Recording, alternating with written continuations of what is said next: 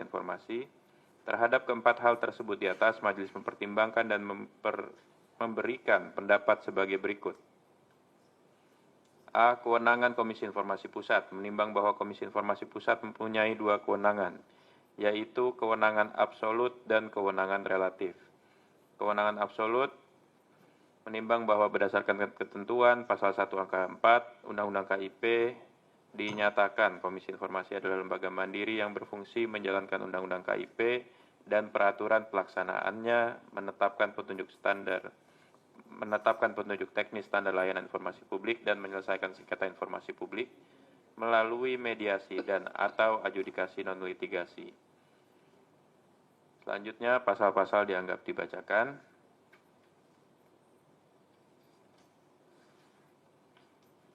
Menimbang bahwa berdasarkan uraian paragraf 3.3 sampai paragraf 3.8, majelis berpendapat bahwa yang menjadi kewenangan absolut Komisi Informasi adalah menyangkut dua hal.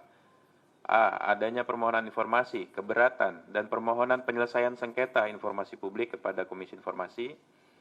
B. Sengketa yang diajukan adalah sengketa informasi publik yang terjadi antara pemohon dengan badan publik.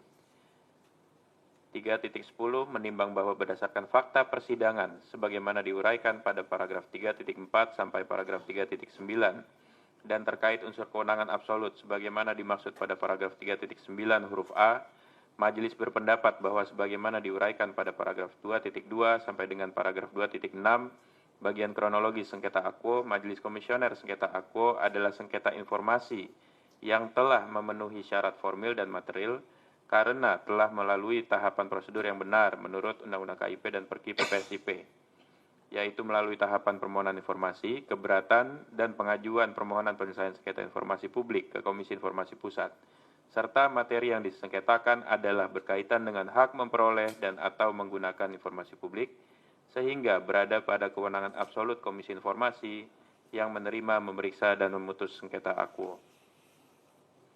Kewenangan relatif dianggap dibacakan. Kedudukan hukum, legal standing pemohon dianggap dibacakan.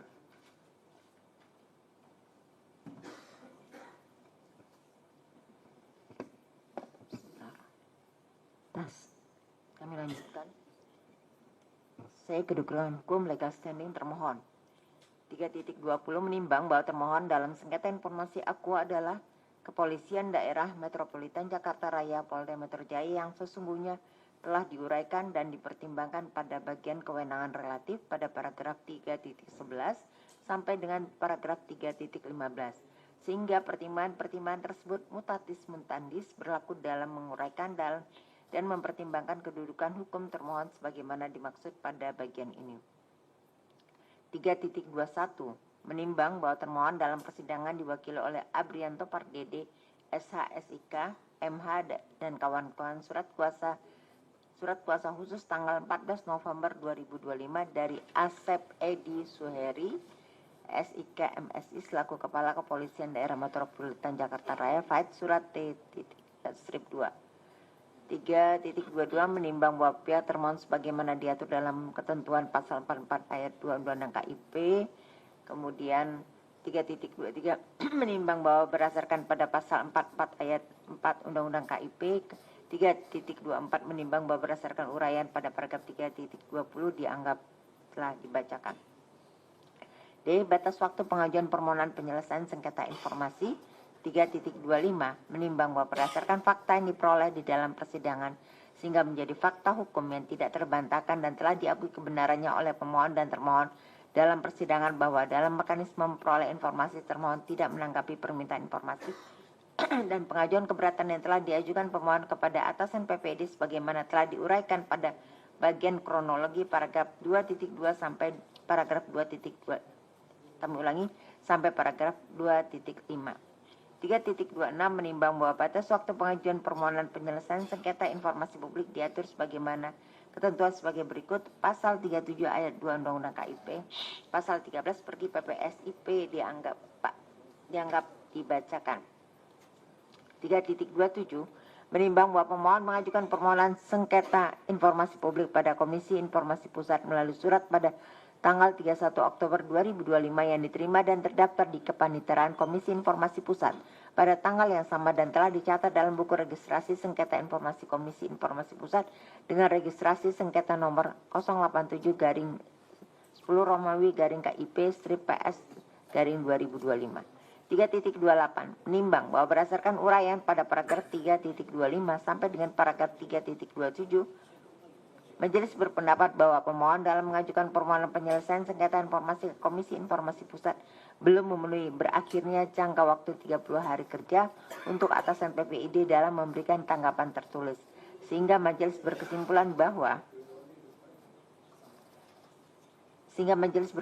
bahwa batas waktu permohonan penyelesaian sengketa informasi yang diajukan pemohon tidak memenuhi ketentuan sebagaimana diatur dalam Undang-Undang KIP Jungto Perki nomor 1 tahun 2013 tentang PPSIP. 3.29 menimbang bahwa berdasarkan ketentuan pasal 36 Perki PPSIP telah dianggap dibacakan. 3.30 menimbang bahwa berdasarkan ketentuan uraian paragraf 3.2 sampai dengan paragraf 3.29 dengan tidak terpenuhinya jangka waktu pengajuan permohonan penyelesaian sengketa informasi publik dalam sengketa informasi Aquo, Majelis memandang tidak perlu untuk mempertimbangkan hal lainnya termasuk pokok perkara. Maka Majelis berpendapat untuk menyatukan putusan selah. 3.31 menimbang bahwa berdasarkan pasal 47 dan 48 Undang-Undang KIP Jungto pasal 60 Pergi PPSIP, Majelis Komisioner menjelaskan hak-hak para pihak untuk mengajukan keberatan atas putusan Komisi Informasi. 4. Kesimpulan 4.1 berdasarkan seluruh uraian dan fakta hukum di atas, Majelis Komisioner berkesimpulan 1. Komisi Informasi Pusat berwenang untuk menerima, memeriksa, dan memutus permohonan Aquo. 2. Pemohon memiliki kedudukan hukum atau legal standing untuk mengajukan permohonan dalam sengketa Aquo. 3. Termohon memiliki kedudukan hukum atau legal standing sebagai termohon dalam sengketa Aquo. 4. Batas waktu pengajuan permohonan penyelesaian sengketa informasi publik tidak memenuhi jangka waktu sebagaimana diatur dalam pasal 37 ayat 2 Undang-Undang KIP Junto pasal 13 huruf A Perki PPSIP. 5. Amar putusan memutuskan 5.1 menolak permohonan pemohon untuk seluruhnya. Demikian diputuskan dalam rapat permusyawaratan Majelis Komisioner yaitu Rosvita Vici Pauline selaku Ketua Merangkap Anggota, Arya Sandi Yuda dan Samratun Najah Ismail masing-masing sebagai anggota pada hari Senin 17 November 2025 dan diucapkan dalam sidang terbuka untuk umum pada hari Selasa 2 Desember 2025 oleh Majelis Komisioner yang nama-namanya tersebut di atas dengan didampingi oleh Indra Hasbi sebagai panitera pengganti serta dihadiri pemohon dan termohon. Ketua Majelis Rosvita Vici Pauline ditandatangani, anggota Majelis Samratun Najah Ismail ditandatangani, anggota Majelis Arya Sandi Yuda ditandatangani, panitera pengganti Indra Hasbi ditandatangani. Untuk salinan putusan ini sah dan sesuai dengan aslinya, diumumkan kepada masyarakat berdasarkan Undang-Undang Nomor 14 Tahun 2008 tentang Keterbukaan Informasi Publik dan Pasal 59 Ayat 4 dan Ayat 5 Peraturan Komisi Informasi Nomor 1 Tahun 2013 tentang Prosedur Penyelesaian Sengketa Informasi Publik. Baik, dengan demikian putusan sudah dibacakan. Silakan pihak pemohon karena dia putusan selah maka pemohon bisa mengajukan permohonan informasi ulang dengan substansi yang sama. Ya, ada yang ingin disampaikan oleh pemohon? Silakan.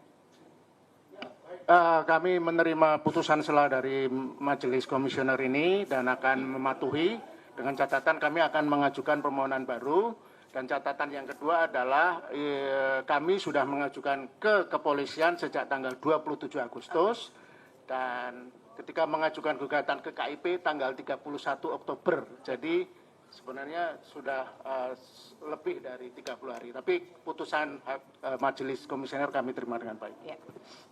Izin yang mulia. Ya, silakan. Terima kasih. Kami menerima putusan majelis sesuai perkiraan kami juga. Namun ingin kami sampaikan bahwa demi efisiensi proses hukum, apakah memungkinkan jika kami tidak perlu mengulang proses permohonan kepada lembaga publik, tapi mengajukan sengketa kembali ke KIP?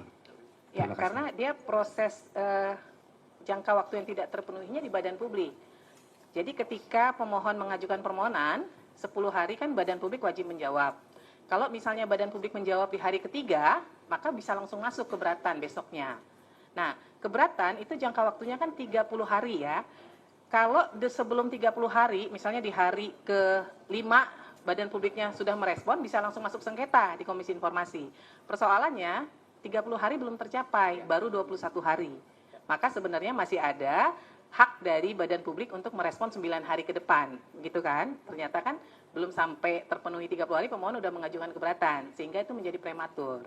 Ya, jadi karena sesuai undang-undang itu harus 30 hari, maka pemohon harus menghitung harinya dengan benar untuk 10 hari plus 30 harinya gitu. Ya? Maksud kami, jika kami menunggu 30 hari itu tercapai, sehingga kami bisa mengajukan kembali sengketa ke ya, KIP, ya. jadi tidak perlu lagi mengajukan ulang permohonan ke lembaga publik, apakah memungkinkan? Nggak bisa, karena kan ini udah putusan selah, jadi harus diulang. Harus diulang dari Ya, awal. cuman saya berharap memang Baik. dari pihak termohon, kalau termohon di Polda Metro mungkin 10 hari nggak terlalu lama ya, dalam waktu cepat bisa. Nah, yang kami akan himbau adalah untuk di Mabes Polri-nya, jadi nggak perlu nunggu 30 hari ya, karena ini kan sudah permohonan yang berulang ya, jadi kalau bisa ya sebelum 30 hari harusnya sudah direspon dengan baik begitu. Terima Ya. kasih, ya. Demikian ya, ada lagi? Saya hanya ini, Bu Majelis, kesepakatan yang lalu kan sebenarnya sudah ada arahan tuh untuk pihak termohon supaya bisa merespon lebih cepat. Iya, ini. betul. Jadi saya kira tidak masalah prosedur diikuti.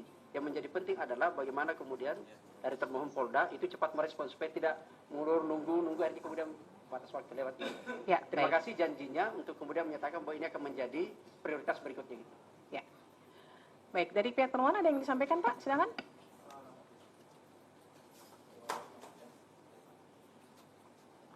Terima kasih Majelis. Kami hanya mau menyampaikan kepada pemohon bahwa untuk pengajuan informasi publik ke kami, silahkan sesuai dengan prosedur, yaitu melalui email yang kami miliki. Kemudian akan kami respon sesuai dengan ketentuan undang-undang. Itu aja, Pak. Emailnya ada di website Nanti ada kami kasih. tertera, tapi enggak maksud saya Ada. di website ada nggak? Ada. Ada ya.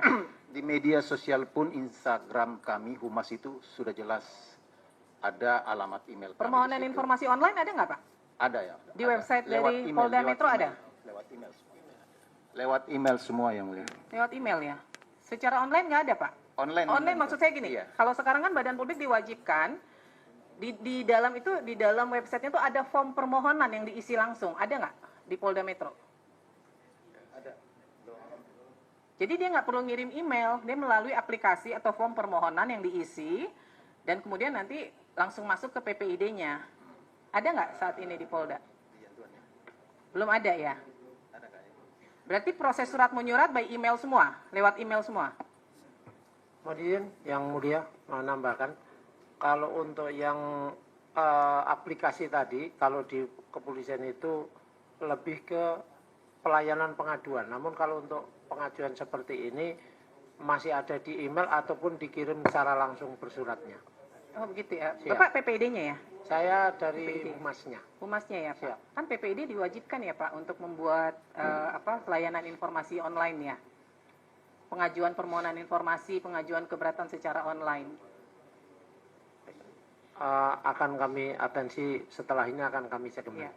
Nah, yang perlu jadi catatan ya, emailnya jangan sampai keliru ya Pak ya. Karena kalau emailnya keliru, kesalahannya ada di pihak termohon, suratnya nggak nyampe, kami anggap itu diterima. Kalau kekeliruannya dari pihak termohon. Ya, demikian Pak ya. Cukup ya? Izin yang Ya, Ada sedikit lagi? catatan, Silakan. jadi memang ketika kami mencoba melacak untuk mengirim surat itu, kami di website Mabes Polri waktu itu terjadi sulit sekali, hutan belukar itu. Jadi beda dengan misalnya kita dapatkan aplikasi PPID itu di UGM dan kemudian KPU Pusat dan KPU Jakarta. Itu juga tidak kami dapatkan aplikasi PPID itu di Solo seingat saya. Jadi memang itu catatan untuk pihak termohon supaya memperhatikan segera menyediakan aplikasi untuk form bagi publik untuk memohon informasi supaya mudah. Jadi artinya kemudian Mabes Polri juga tidak menanggapi dan baru lebih dari sebulan kemudian dikirimkan ke Polda Metro Jaya, itu menunjukkan adanya tidak inkoordinasi antara Mabes Polri dengan Polda Metro Jaya. Terima kasih. Pak, kalau yang di PPID Mabes Polri-nya mudah tidak mengajukan permohonannya? Email juga? Email ya, tidak ada form PPID-nya. kira yang menjadi problem kalau problem di sidang pertama kita adalah karena dari pusat, dari Polri-nya, itu kan terlambat informasi ke Polda. Iya. Kalau tanggal 13 Januari supaya tidak terulang, maka proses berikutnya langsung ke Polda Metro. Persoalannya adalah apakah ada aplikasi atau by email aja. Email aja, Pak. Untuk sekarang ini. Iya, email. Izin yang mulia. Yang bisa langsung emailnya dikasih. Saya coba cek. Baik. Websitenya apa ya? PPID Polda Metro. Nanti kami Website-nya juga kasih, habis selesai sidang ini kami sampaikan. Atau ke kami. Izin yang mulia, Silakan. agar jelas semua ke publik juga, jika memungkinkan, apakah bisa disampaikan langsung di persidangan ini di depan majelis hakim, alamat email yang perlu kami kirimkan, baik Polda maupun Polri-nya Coba sebagai saya atasan lihat, Pak, PPID. alamat emailnya, Pak. Terima kasih. Pak, benar ya, Pak? Di sini nggak ada, Pak. Di depan, Pak. Ini kan di sebelah mana? Oh, ini yang dari Insta ya, Pak. Kalau di websitenya ada nggak, Pak? Websitenya apa, Pak? Pak, ini kan ada situs IPPI. Itu Mas, Mabes Polri. Polda nggak ada? Nggak ada. Enggak, jangan gini maksud saya. Ini yang Mabes Polri. Kalau email nanti bisa ke screenshot lagi. IPPID Polda ada, Pak. Maksudnya tertulis, email tertulis. IPPID. Harta Polri. Kalau situs IPPID Oh, ada di Polri. ya, tapi kan kemarin kita berasumsi nanti nggak apa-apa itu. Ini, Pak. Ini, Pak. Jadi dia masuk ke sini, Pak. Kan ada IPPID. Harus maju juga itu sebagai pemohon supaya tidak pemohon Harusnya apa-apa. biasanya dia di depan permohonannya, tapi dia masuk ke layanan informasi, permohonan informasi. Dia harusnya seperti ini. Nanti dia akan keluar linknya seperti ini. Tapi ini kenapa mungkin ya? Ini, Bu. Ini nggak mungkin ya. Ini ada nih, Bu. Ini kan IPPID Polda. Ini ada nih. Nih, Nah, itu Polda itu ya. Polda ini Polda Metro Jaya. Ini ada di IPPID.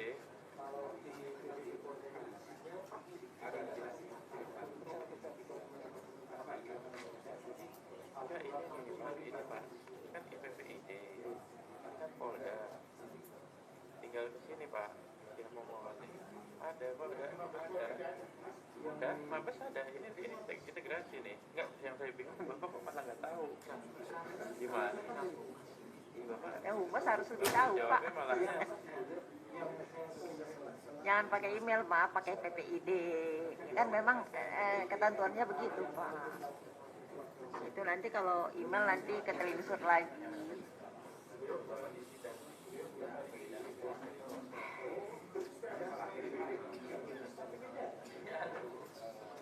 Nah, itu yang di mana ya? Polri.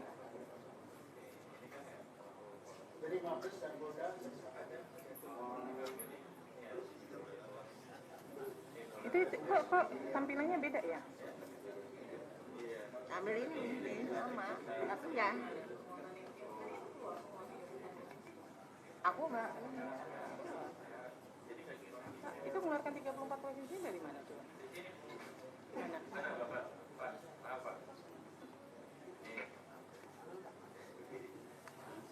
Nih, Mbak, nih pakai ini. Permohonan informasi selamat datang di Polri. Iya, makanya saya bilang mereka nanti tinggal dispo. Nah, itu ngambilnya dari mana? Iya. Nggak keluarkan ke situ, yang ini nggak keluar.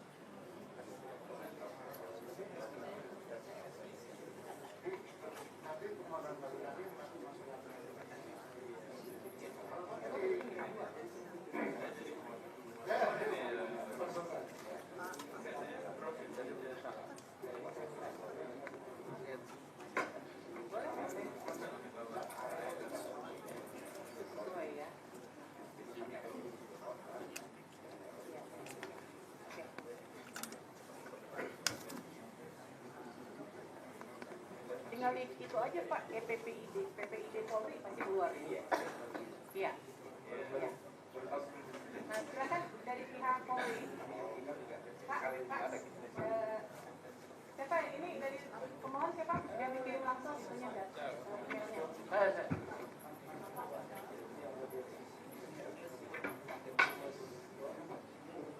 Foto aja di foto.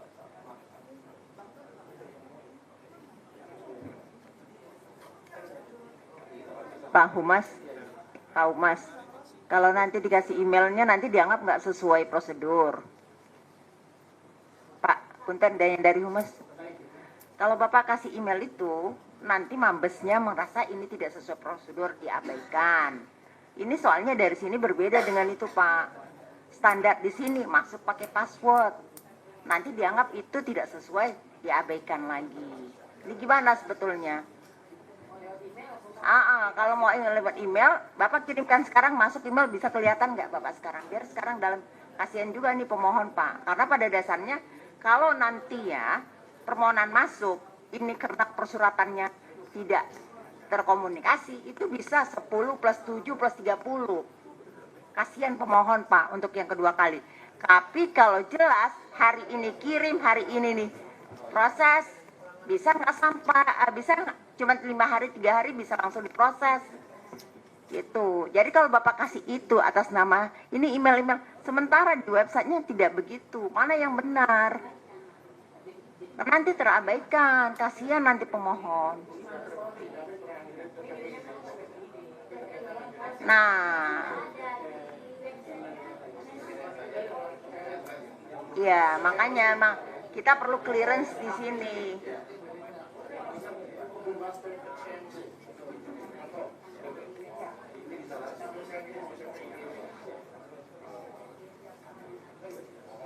Ya yang penting direspon ya Pak.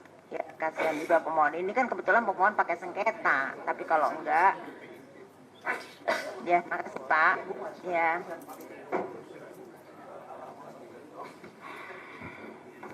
Baik, jadi pemohon, majelis minta nanti surat permohonannya dikirim berlapis, kirim by email juga, dan kirim juga ke aplikasi PPID-nya. Kita lihat nih, aplikasi PPID-nya berfungsi apa enggak nih? Ya kan, dibuat berfungsi apa enggak? Karena kan tadi yang dikirim ke Mabes Polri macet tuh ke bawahnya. Ya, kita akan lihat apakah kemudian kalau yang lewat aplikasi juga terespon dengan baik. Ya, nanti Pak untuk di aplikasi juga dicek Pak. Ya, jadi masuk apa enggak, gitu ya. Jadi catatan kami juga enggak. Jadi kami pertama kali memang mengirim ke PPID. Aplikasi PPID. Ya.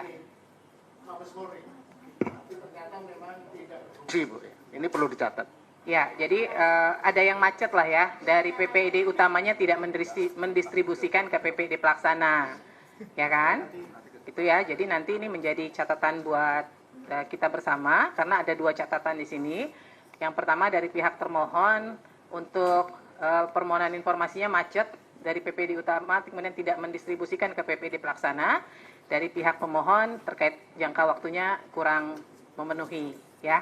Jadi nanti silahkan dikirimkan ulang dan kalau yang dibutuhkan detail itu harus dibunyikan secara detail supaya jangan sampai permintaannya A sampai E kemudian nanti di persidangan nambah sampai L gitu ya. Jadi kalau memang dibutuhkannya sampai A sampai Z ya ditulis semua secara detail apa yang dibutuhkan gitu ya. Baik ya, silahkan pakai mic ya.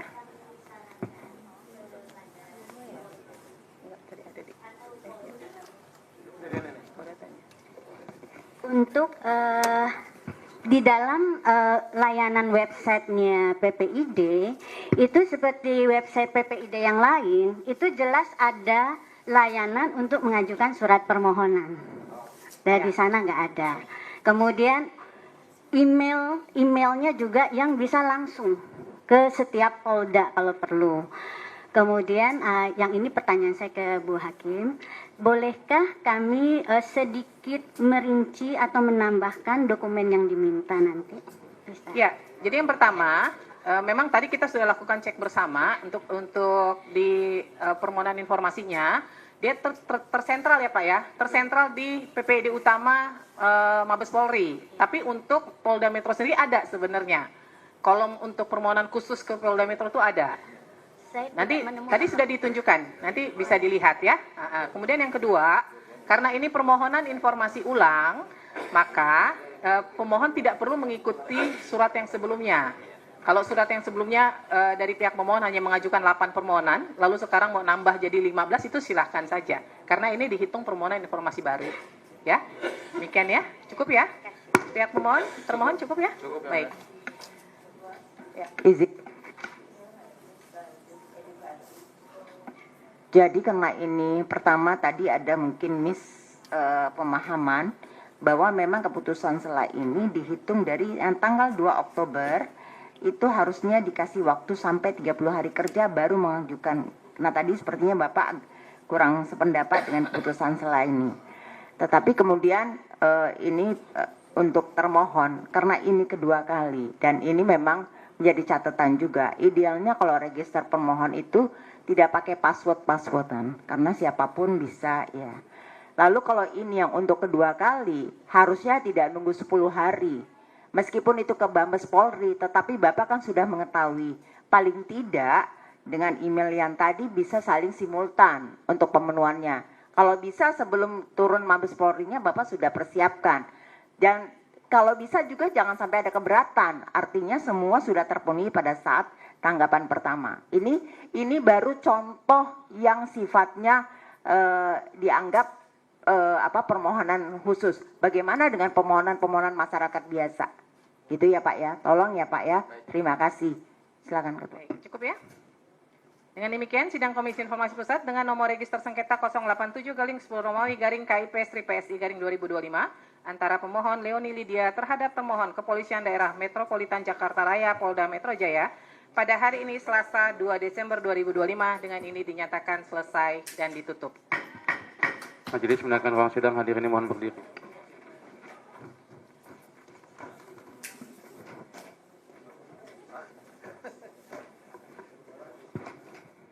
Sidang selesai, silakan mengingatkan ruang sidang.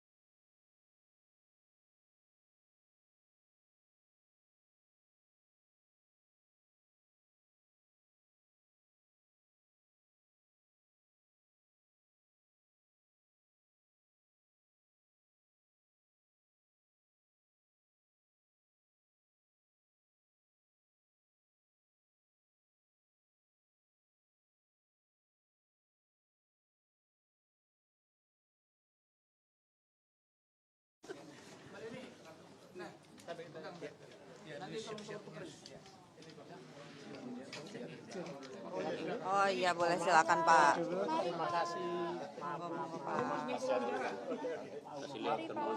Izin Pak ya duluan Pak. Ini Pak ya, kasih Pak. Ya, oke ya. Ya Pak. Belum. Ya. Belum. Tolong biar dapat semua YouTube. Ya. Teman-teman semua, jurnalis, terima kasih. Kita sudah saksikan tadi ya. Jadi ada agenda hari ini sebenarnya ada 2 sengketa informasi yang diajukan oleh Bonjoy, bongkar ijazah Jokowi gitu ya. Yang sekarang ini yang baru saja selesai itu adalah putusan selah dengan Polda Metro Jaya gitu ya. Karena ada miskomunikasi lah di situ. Lalu kemudian sementara ini yang lagi agak seru karena adjudikasi dengan UGM gitu ya. Jadi UGM dan besok itu dengan KPU. Yang hadir di sini ada penggugatnya gitu ya, ada pemohon, ada Bu Lene gitu ya, ada Ban Lukas, kemudian kuasa hukum ada Bang Jamada, Bang Petrus, Bang Jemi, Pak Fitar gitu ya. Ya ada semua. Terima kasih sudah menghadiri undangan kami, ada Mbak Rere gitu ya. Nah di nomor kontak itu beliau. Teman-teman sekalian, saya ingin menjelaskan 2 hal untuk sebelum ke beliau gitu ya. Pertama adalah putusan selah ditolak itu karena ada persoalan sebenarnya. Pertama tadi kita saksikan semua dari sistem aplikasinya tidak ada, tidak mesin gitu ya. Jadi connecting di sini ada persoalan teknis. yang kemudian kita mengajukan sengketa, karena tidak ada jawaban, maka kita mengajukan sengketa yang sebenarnya masih kurang dari 30 hari itu. Ada yang menarik karena kita akan, sudah pasti, kita akan mengajukan gugatan ulang. Jadi kita akan mengajukan, segera hari ini kita akan mengajukan untuk gugatan ulang berkaitan dengan dokumen yang kami minta, sekaitan dengan dokumen ijazah Jokowi. Itu kalau betul ada. Gitu ya. Yang kedua adalah, sebentar ini jam 10, itu adjudikasi.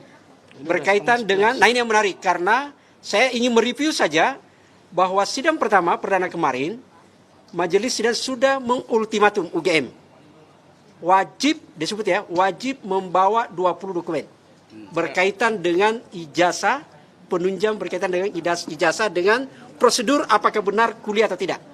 Nah itu ada beberapa yang kita dan selesai gitu ya. Ada pertanyaan menarik di sana misalnya adalah ketika menyebut bahwa ini saya kira menurut saya agak menarik UGM, nanti diklarifikasi Bang Petrus gitu ya. Apa iya bisa orang ijazahnya dilegalisir dengan warna yang berbeda, dengan warna merah pada saat itu, sementara ada banyak regulasi yang dikeluarkan pemerintah bahwa tinta merah hanya dipakai dalam dokumen yang sangat urgent, rahasia. Kalau berkaitan dengan dokumen resmi, nota dinas dan macam-macam itu biru. Jadi ini harus kita lihat gitu ya, itu satu. Yang kedua yang menarik adalah pernyataan dari Bu Rektor bahwa benar yang bersangkutan UGM menerima ada mahasiswa bernama Joko Widodo masuk di tanggal 28 Juli tahun 1980. Tapi kemudian 23 Oktober selesai tahun 85. Itu artinya wisudawan tercepat. Tapi IP 2,5. Apa ia bisa wisudawan tercepat tapi IPK-nya rendah? Ini harus banyak hal yang misteri harus diklarifikasi gitu ya. Jadi saya kira itu hanya pengantar dari saya. Silakan ke Pak Lukas dulu. Ya, saya Mbak Leoni dan saya yang hadir sebagai prinsipal pemohon sudah mendapat putusan sela nomor 087 dari Majelis Komisioner. Jadi tadi ditegaskan bahwa memang putusan sela menolak permohonan seluruhnya. Nah, karena ada persoalan teknis administratif. Jadi kami mengajukan surat permohonan informasi publik ke Polda Metro Jaya, surat kami kirimkan tanggal 27 Agustus. Nah, tanggal 27 Agustus kemudian sama sekali tidak ada respon dari pihak kepolisian dan kemudian karena tidak ada respon pada tanggal 31 Oktober, jadi lebih dari sebulan ya, sebulan lebih 6 hari, 5 hari, terus kami berinisiatif mengajukan gugatan ke Komisi Informasi Pusat. Dan kemudian Konfirmasi Pusat 2 minggu lalu menggelar sidang dan baru kita tahu situasinya ternyata memang ada miskoordinasi di kepolisian. Jadi surat kami kirim ke aplikasi PPID Polda kepolisian tidak direspon, kemudian juga ke surat ke Mabes Polri juga tidak respon. Itu baru diketahui pada sidang 2 minggu lalu. Polda Metro Jaya mewakili termohon tidak tahu bahwa ada surat tersebut. Jadi harus mereka baru dapat info itu ketika sidang. Nah, makanya keputusan kami menerima soal administrasi, tapi kami akan melakukan permohonan baru ke Polda Metro Jaya. Itu catatan lingkar. Ya, karena ini mau mulai sidang, nanti kita lanjutkan setelah sidang dengan UGM yang pasti lebih seru dan lebih menggairahkan.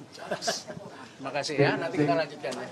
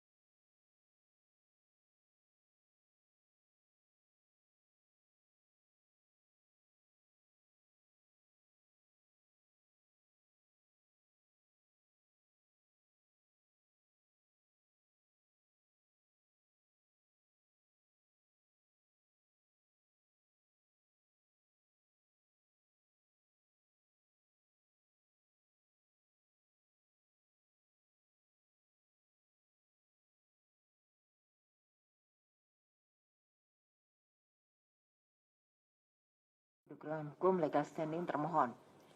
3.20 menimbang bahwa termohon dalam sengketa informasi Aqua adalah Kepolisian Daerah Metropolitan Jakarta Raya Polda Metro Jaya yang sesungguhnya telah diuraikan dan dipertimbangkan pada bagian kewenangan relatif pada paragraf 3.11 sampai dengan paragraf 3.15. Sehingga pertimbangan-pertimbangan tersebut mutatis mutandis berlaku dalam menguraikan dan mempertimbangkan kedudukan hukum termohon sebagaimana dimaksud pada bagian ini. 3.21 menimbang bahwa termohon dalam persidangan diwakili oleh Abrianto Pardede, SHSIK, MH dan kawan-kawan surat kuasa khusus tanggal 14 November 2025 dari Asep Edi Suheri, SIK MSI selaku Kepala Kepolisian Daerah Metropolitan Jakarta Raya, Faid surat T-2. 3.22 menimbang bahwa pihak termohon sebagaimana diatur dalam ketentuan pasal 44 ayat 2 Undang-Undang KIP. Kemudian 3.23 menimbang bahwa berdasarkan pada pasal 44 ayat 4 Undang-Undang KIP. 3.24 menimbang bahwa berdasarkan uraian pada paragraf 3.20 dianggap telah dibacakan.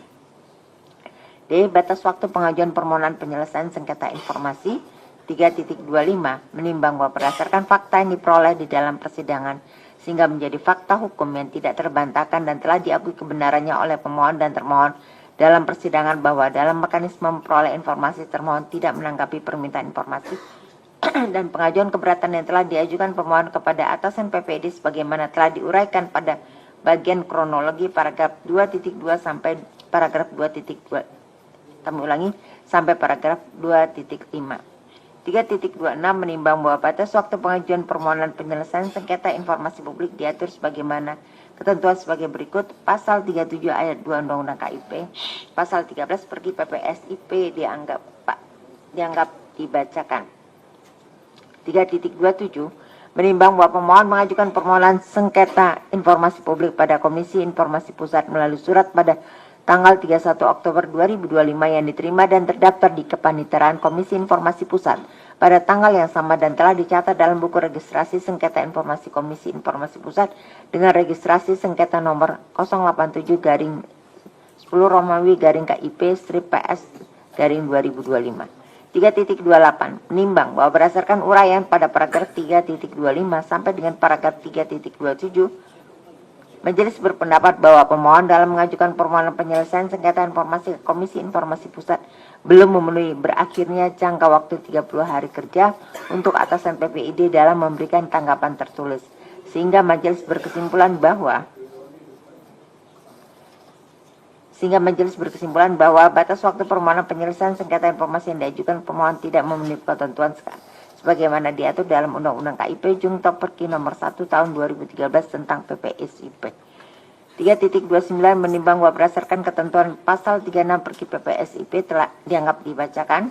3.30 menimbang bahwa berdasarkan ketentuan uraian paragraf 3.2 sampai dengan paragraf 3.29 dengan tidak terpenuhinya jangka waktu pengajuan permohonan penyelesaian sengketa informasi publik dalam sengketa informasi Aqua, majelis memandang tidak perlu untuk mempertimbangkan hal lainnya termasuk pokok perkara.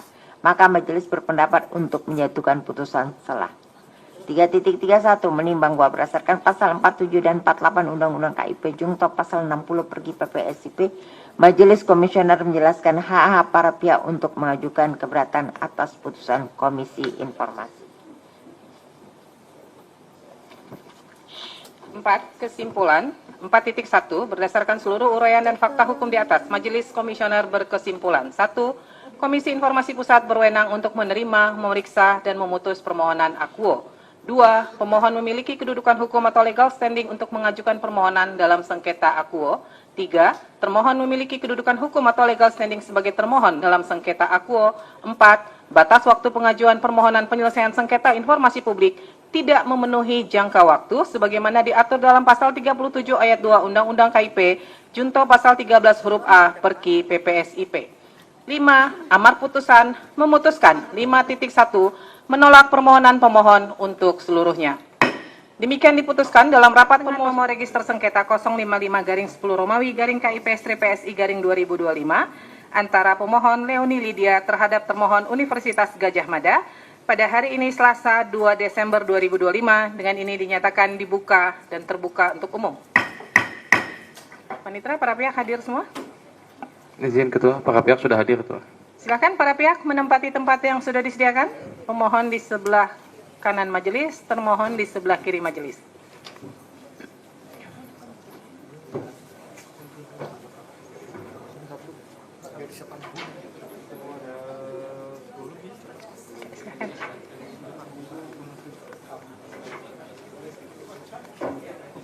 Kalau kursinya kurang, mungkin dari pihak ini bisa ditambah.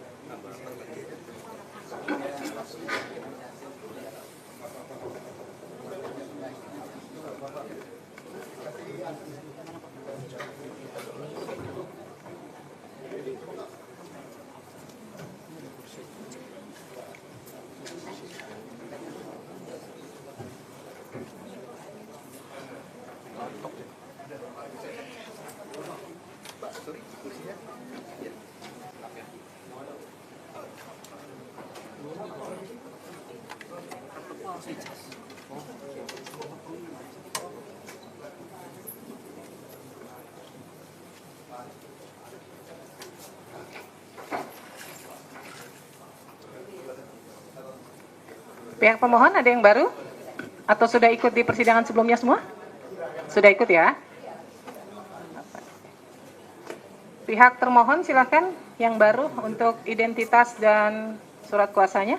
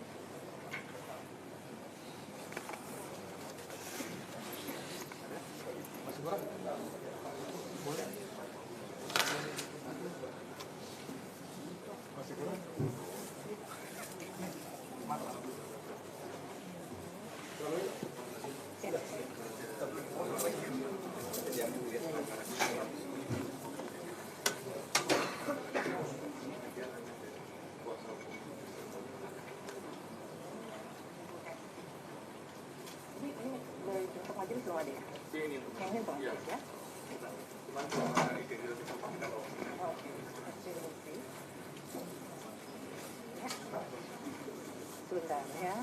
Kemudian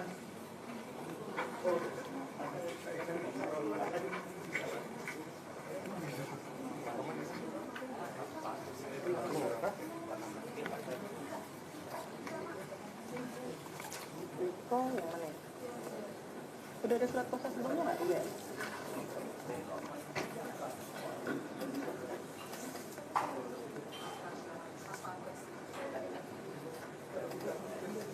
Riko yang mana ya? Surat kuasa nggak ada? Surat kuasa Riko ada nggak? Yang mana? Oh, ada lagi di belakangnya.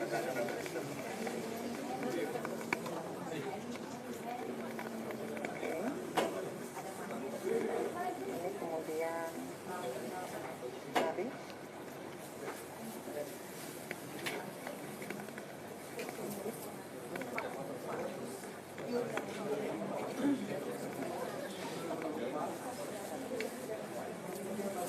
Ada lagi?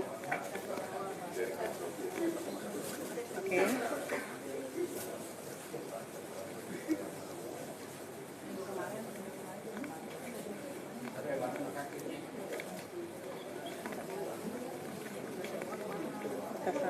Aslinya ada nggak? Silakan aslinya.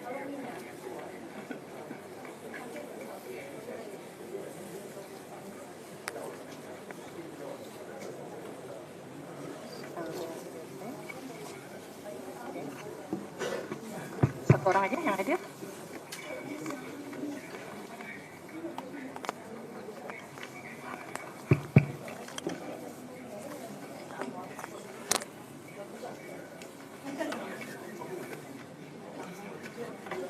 Aslinya harus ada aslinya. Ininya aja, identitas. Ada nggak aslinya? Ada lagi?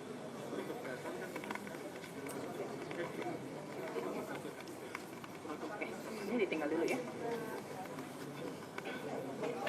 Terima kasih. Silakan pihak pemohon jika ingin melihat identitas baru yang hadir.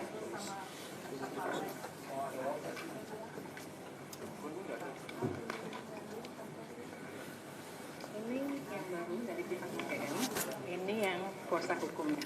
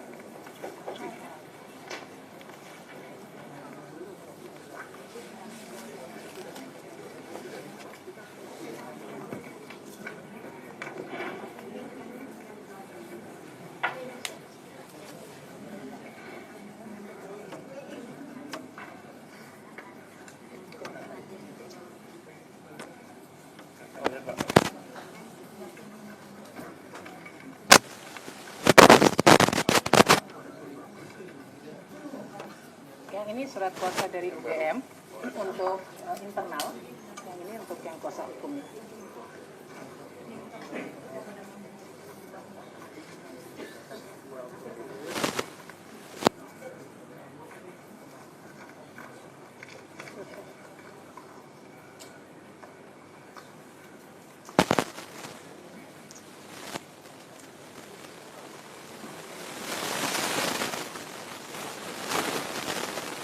Baik, silakan Panitra untuk membacakan tata tertib persidangan. Baik, Ketua. Tata tertib persidangan 1. Pemohon dan atau kuasanya, termohon dan atau kuasanya, saksi, ahli, dan pengunjung sidang A. Menempati tempat duduk yang telah disediakan. B. Menunjukkan sikap hormat kepada majelis komisioner. 2. Pemohon dan atau kuasanya, termohon dan atau kuasanya, saksi dan ahli menyampaikan sesuatu barang bukti dalam persidangan kepada majelis komisioner melalui panitera yang ditugaskan untuk itu. 3. Pengunjung sidang wajib bersikap tertib, tenang, dan sopan. 4. Pengunjung sidang dilarang A. Membawa senjata dan atau benda-benda lain yang dapat membahayakan atau mengganggu jalannya persidangan. B. Melakukan perbuatan atau tingkah laku yang dapat mengganggu jalannya persidangan dan atau merendahkan kehormatan serta kewibawaan majelis komisioner. C. Merusak dan atau mengganggu fungsi sarana, prasarana, atau perlengkapan persidangan lainnya. D. Merendahkan martabat atau kehormatan majelis komisioner dan atau pegawai komisi informasi. E. Menghina pemohon dan atau kuasanya, termohon dan atau kuasanya, saksi dan ahli. 5. Pemohon dan atau kuasanya, termohon dan atau kuasanya, saksi, ahli, dan pengunjung sidang agar menonaktifkan alat komunikasi dan alat elektronik lainnya agar tidak mengganggu jalannya persidangan. 6. Pelanggaran terhadap tata tertib yang telah disebutkan tadi merupakan penghinaan terhadap Komisi Informasi. 7. Barang siapa melakukan penghinaan terhadap Komisi Informasi setelah diperingatkan dengan patut atas perintah Ketua Majelis Komisioner dapat dikeluarkan dari ruang sidang. Terima kasih. Baik, terima kasih Panitra. Pada para pihak saya sampaikan, hari ini kita adalah sidang lanjutan, di mana dalam persidangan sebelumnya majelis meminta kepada pihak termohon untuk membawa informasi yang disengketakan. Sudah dibawa ada? Ada dibawa ya? Jelas. Ya? Sudah dimasukkan dalam uji konsekuensi.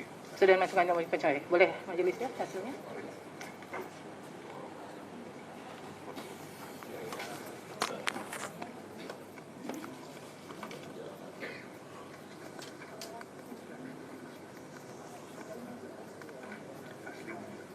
Aslinya.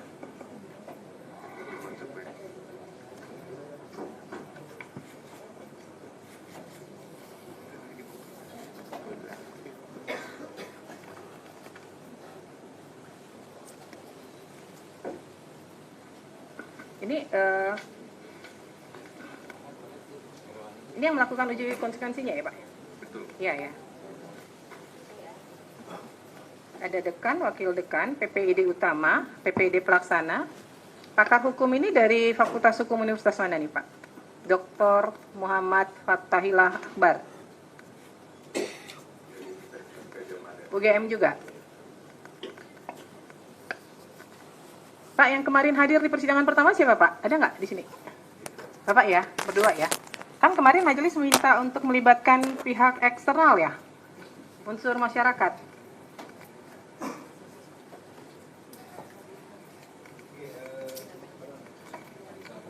Oke, izin majelis gitu ya. Jadi kenapa kemudian gitu ya kita tidak melibatkan unsur masyarakat?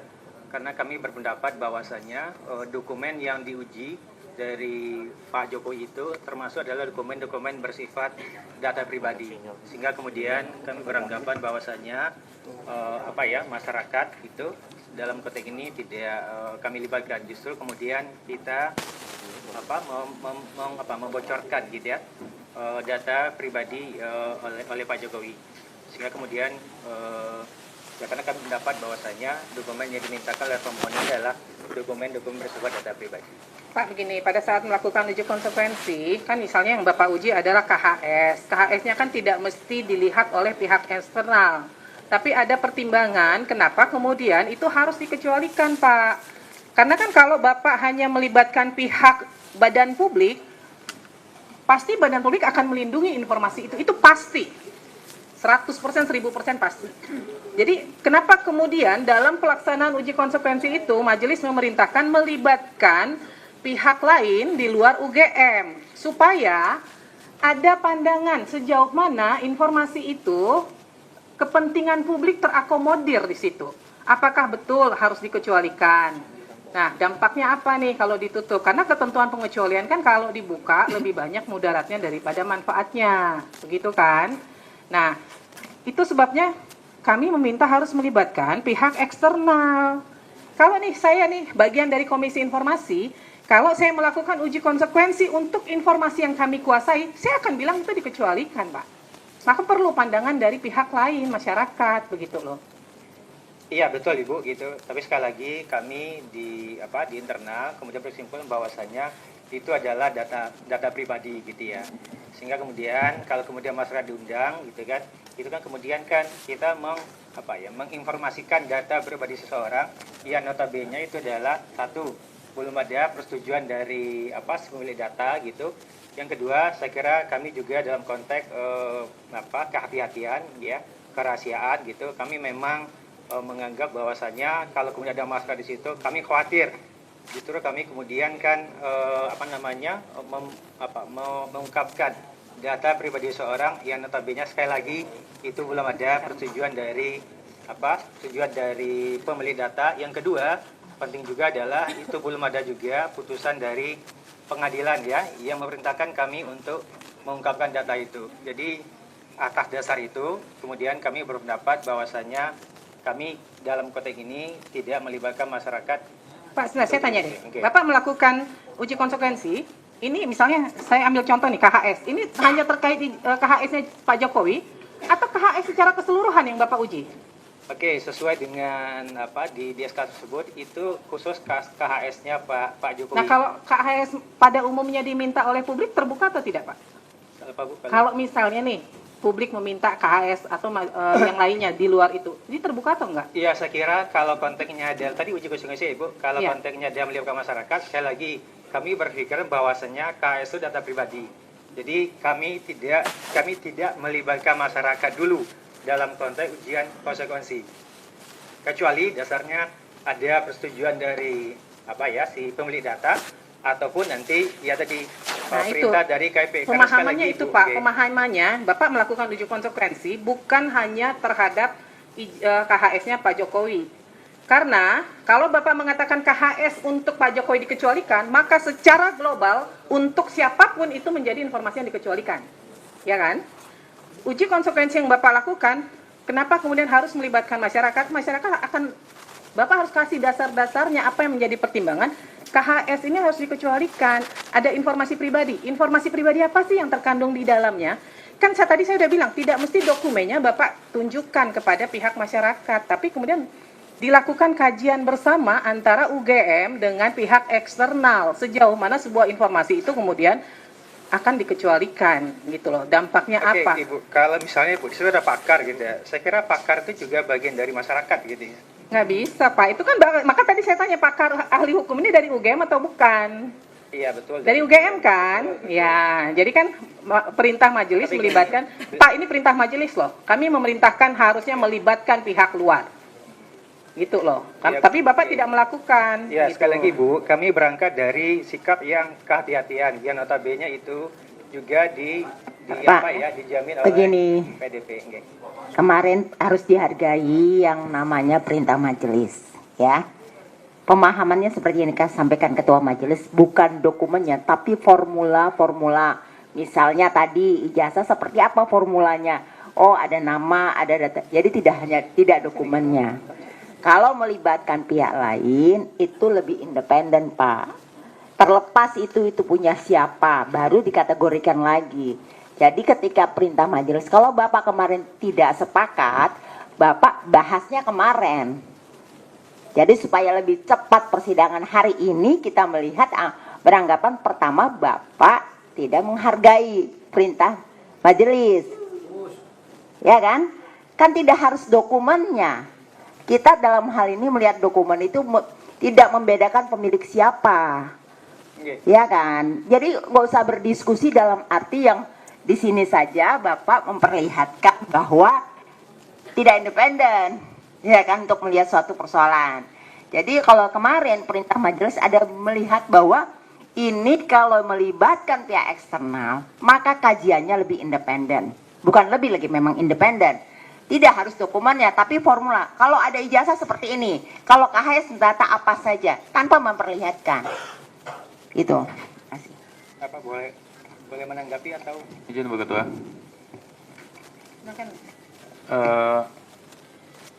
Ini seluruhnya kan berarti dari UGM ya?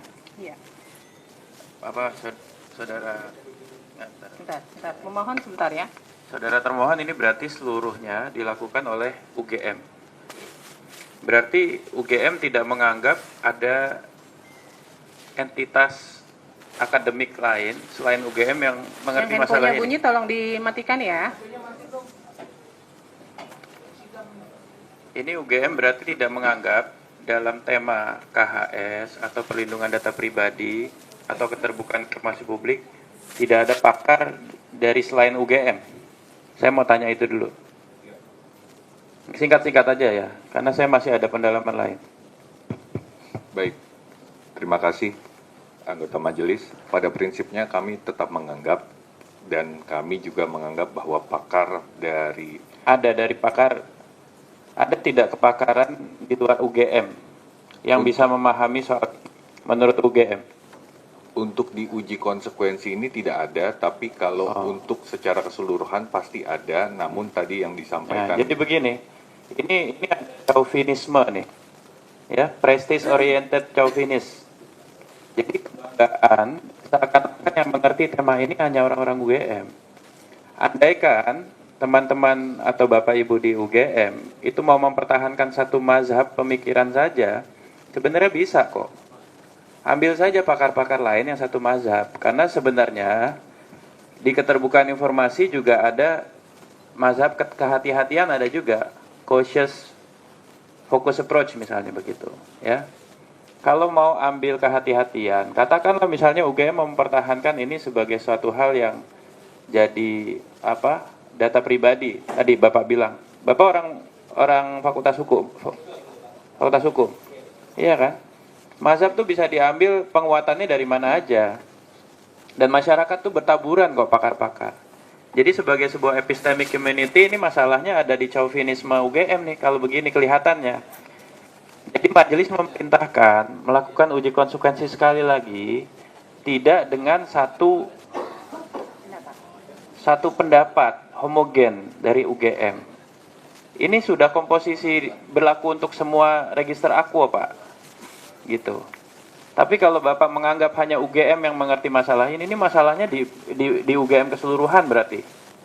Ini masalah prestige oriented chauvinism. Ini chauvinisme model akademik. Ya Pak ya.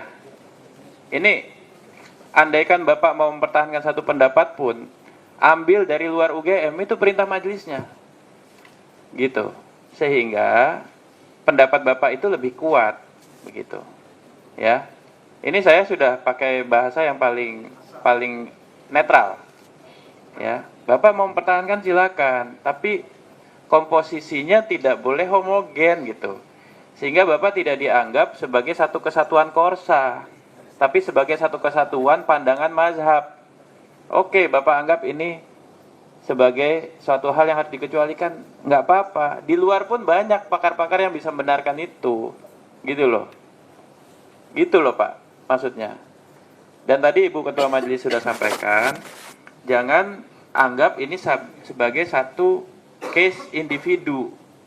Perlakuan Bapak terhadap semua pemilik dokumen tertentu, informasi tertentu di UGM begini, begitu loh. Dan itu didukung oleh perspektif apa? Ada tanggapan?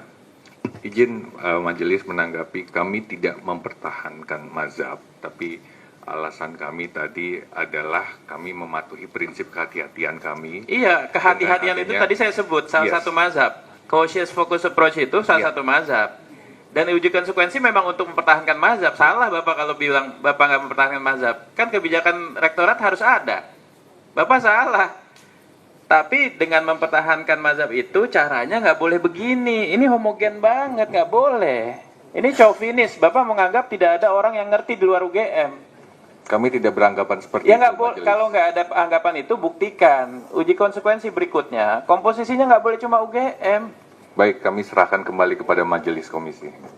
Ya, majelis diserahkan, tapi saudara tidak melaksanakan. Jadi saudara harus laksanakan. Ya, ini masalah ya. Saya kira itu, Bu. Pak, jadi begini ya, nanti kami minta dilakukan uji konsekuensi ulang. Tapi Bapak tidak spesifik menyebutkan misalnya nih ya, ini kan karena ini menjadi hasil uji konsekuensi dari UGM ya. Maka Bapak tidak menyebutkan misalnya daftar nilai program sarjana dan program sarjana muda Joko Widodo. Enggak Pak. Bapak harus melakukan uji konsekuensi secara global. Apakah benar daftar nilai program sarjana itu masuk kategori informasi yang dikecualikan untuk siapapun? Karena kalau dikecualikan itu dia berlakunya umum Pak, bukan hanya person to person. Apakah kemudian terkait dengan nilai kerja nyata itu menjadi informasi yang dikecualikan? Kalau untuk Pak Jokowi dikecualikan, maka untuk yang lain pun harus dikecualikan Pak. Nggak mungkin untuk Pak Jokowi dikecualikan terus orang lain minta Bapak buka aksesnya. Kalau dikecualikan ya informasi itu akan berlaku dikecualikan untuk semua.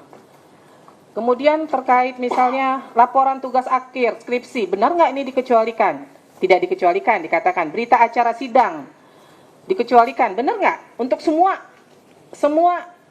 alumni atau dari UGM berita acara sidang menjadi informasi yang dikecualikan. Itu harus berlaku sama Pak. Jadi nggak bisa informasi itu untuk si A terbuka, untuk si B dikecualikan, nggak bisa. Uji konsekuensi itu berlaku untuk semua, begitu. Jadi saya nggak mau di sini ada kata-kata surat keputusan yudisium untuk Joko Widodo, nggak bisa Pak. Bapak ini berlaku kalau Bapak sudah menyatakan surat keputusan yudisium dikecualikan, maka untuk semuanya itu menjadi dikecualikan. Nah, Bapak harus melakukan uji konsekuensi dan di sini Bapak harus menyebutkan nih. Di sini kan nggak disebutkan nih Pak. Bapak menyebutkan, saya kasih contoh ya. Mengandung data pribadi. Data pribadi apa Pak yang terkandung di situ? Bapak harus jelaskan di dalam kajiannya. Apakah di situ ada tanggal lahir? Apakah di situ apa yang dikecualikan? Kalau yang dikecualikan ternyata dari satu dokumen ini yang dikecualikan hanya bagian tanggal lahir, hanya bagian mungkin ada alamat dan sebagainya di situ, itu aja yang ditutup. Tidak otomatis informasinya kemudian menjadi dikecualikan semua Pak. Maka di kajian itu harus jelas apa sih di dokumen atau di informasi itu yang dikecualikan.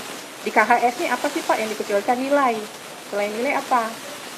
Nah kan berarti yang nilainya saja yang ditutup. Bahwa bukti seseorang pernah kuliah di semester 1, semester 2, semester 3 itu kan menjadi informasi publik begitu loh. Ya, jadi itu harus dikaji dengan jelas Pak kajiannya. Apa yang masuk dalam kategori dikecualikan itu apa? Ini kan kalau saya baca saya nggak bisa menemukan nih, hanya dibilang data pribadi. Data pribadi apa yang terkandung di KHS? Itu harus ada Pak. Kalau dibilang menghambat proses penegakan hukum, yang bagaimana begitu? Harus ada jelas kajiannya ya Pak ya. Kemudian di sini Bapak menyebutkan Saya nggak tahu kok Bapak melakukan uji konsekuensi terhadap nilai kerja nyata. Padahal yang diminta di sini laporan kuliah kerja nyata. Emang sama ya Pak ya?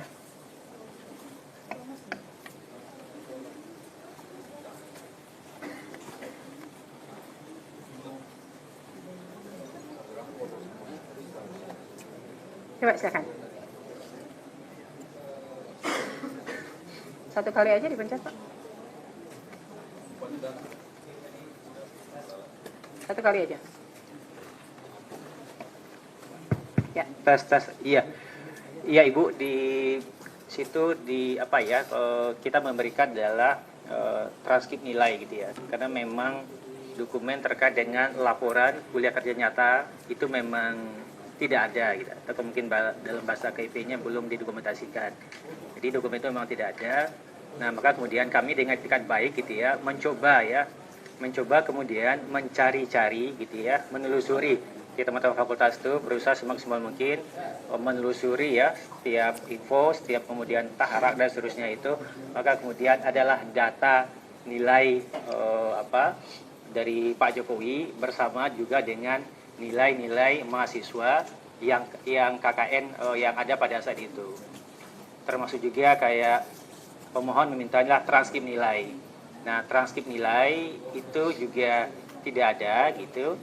Tapi yang ada itu adalah daftar nilai. Daftar nilai Pak Jokowi gitu ya, yang final. Itu yang kemudian kami tampilkan di sana. Jadi kami itu juga kami paham ya, pemohon ini kan tidak tahu nih kira-kira ya zaman itu tuh kebutuhan dokumennya apa. Nah, sehingga kemudian kami kalau itu ada dokumennya, kami kemudian kami sampaikan dan kami uji konsekuensinya. Jadi itu Ibu. Ya, jadi begini Pak, Bapak ketika melakukan uji konsekuensi kan kami minta harus berdasarkan informasi yang sedang disengketakan kan. Maka Bapak harus mengacu ke sini Pak. Misalnya, nih, laporan kuliah kerja nyata. Terlepas dari Pak Jokowi-nya ada atau enggak, kita nggak ngurus. Itu nanti di pembuktian. Ada nggak sih sebenarnya gitu. Tapi Bapak harus melakukan uji konsekuensi. Apakah laporan kuliah kerja nyata itu sebenarnya terbuka atau tertutup? Itu dulu Pak. Apakah dikecualikan? Kalau dikecualikan, maka Bapak harus lakukan uji konsekuensi. Mengacu kemana? Dasar hukumnya apa? Begitu. Kemudian laporan tugas akhir. Jadi jangan di sini dimintanya laporan kuliah kerja nyata, Bapak bikin di sini yang diuji nilainya. Padahal yang diminta laporannya. Kan jadi nggak sinkron nih Pak. Ya kan? Maka kan majelis nanti akan membuat pertimbangan berdasarkan hasil uji konsekuensi. Maka harus mengacu ke sini. Jadi Bapak semuanya harus mengacu ke semua informasi yang diminta ini.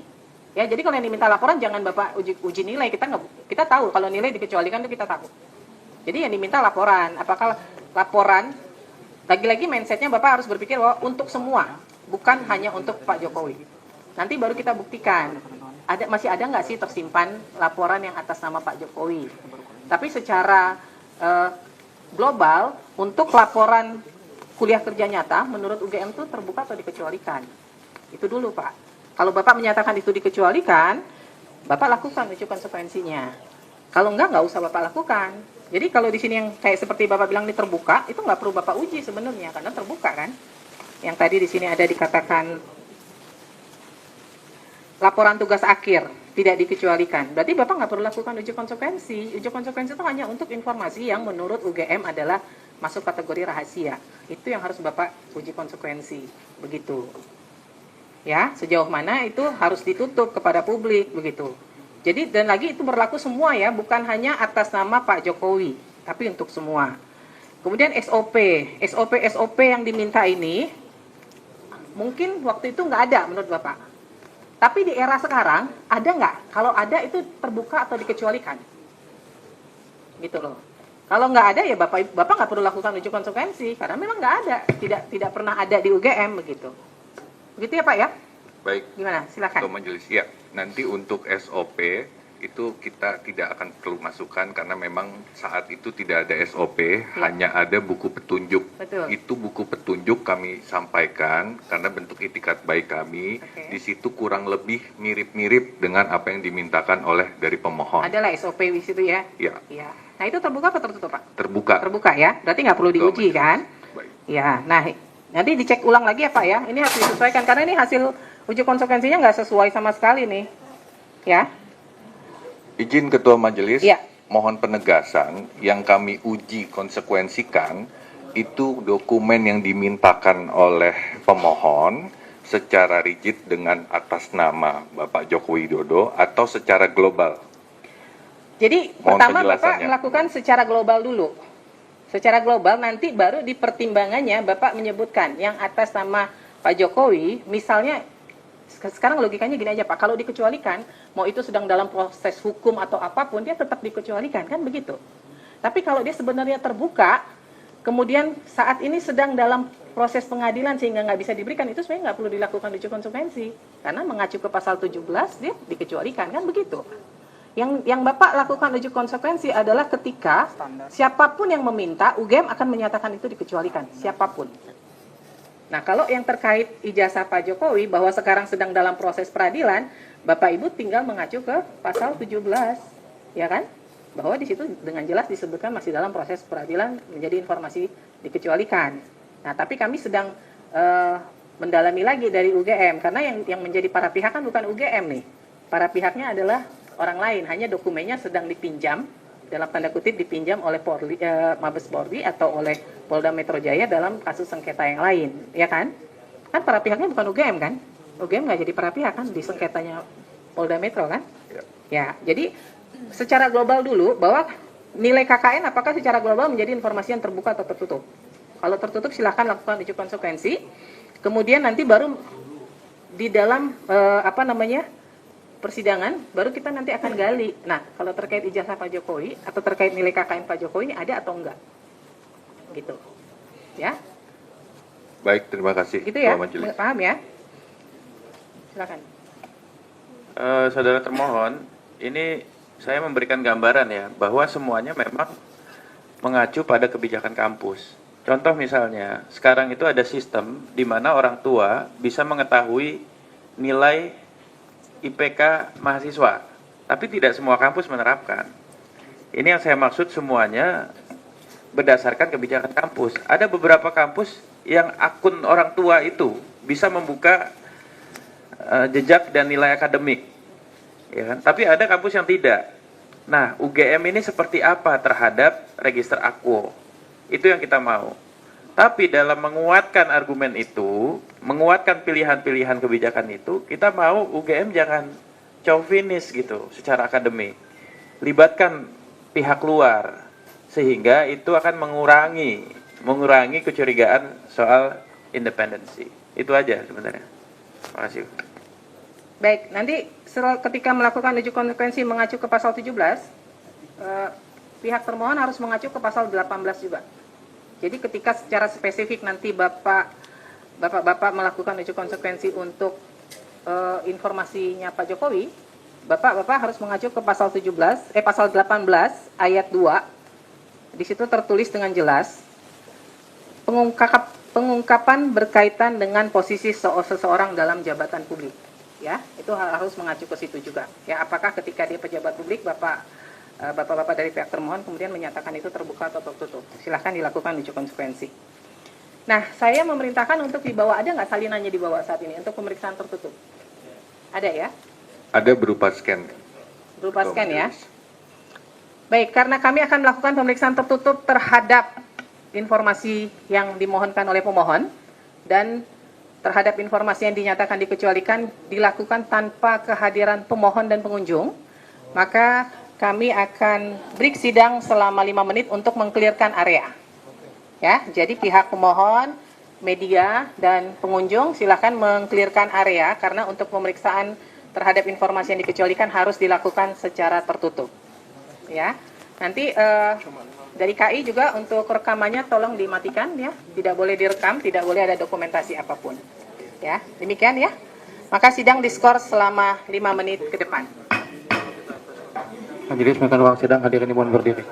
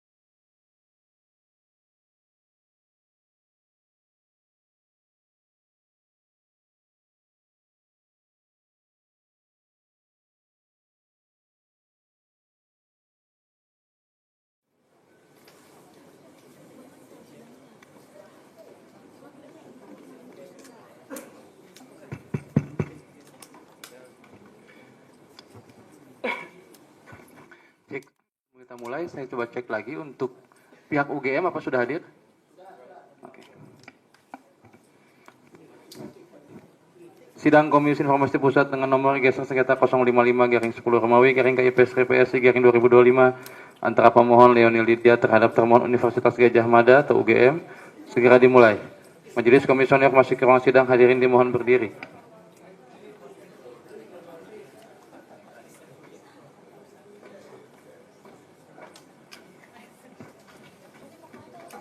Silakan duduk.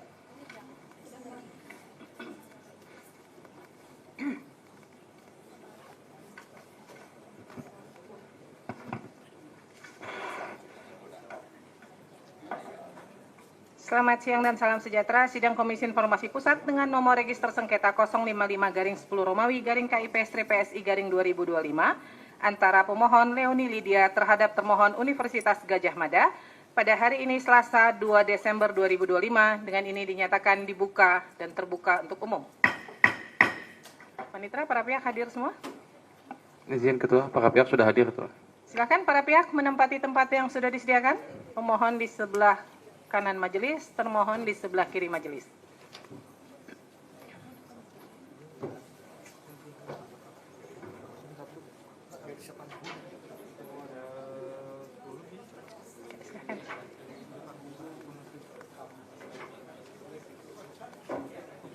Kalau kursinya kurang, mungkin dari pihak ini bisa ditambah.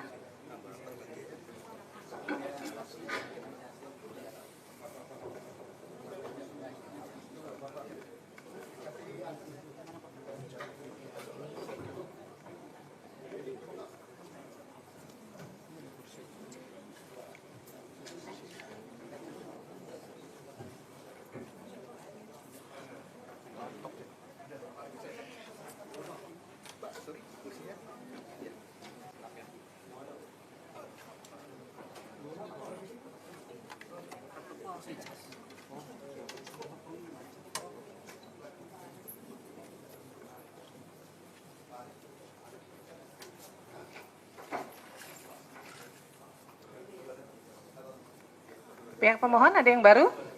Atau sudah ikut di persidangan sebelumnya semua? Sudah ikut ya? Pihak termohon silakan yang baru untuk identitas dan surat kuasanya.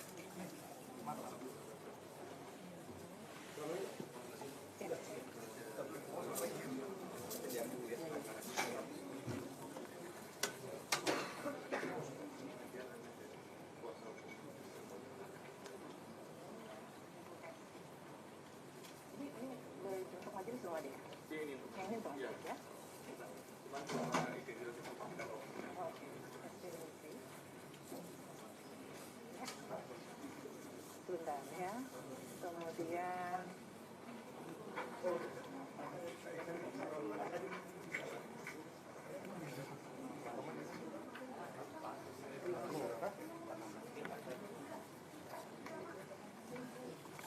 Riko yang mana? Sudah ada surat kuasa sebelumnya nggak? Iya.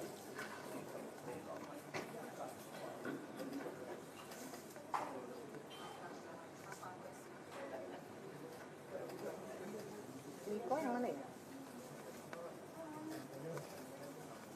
Surat kuasa nggak ada? Surat kuasa Riko ada nggak? Yang mana? Oh, ada lagi di belakangnya.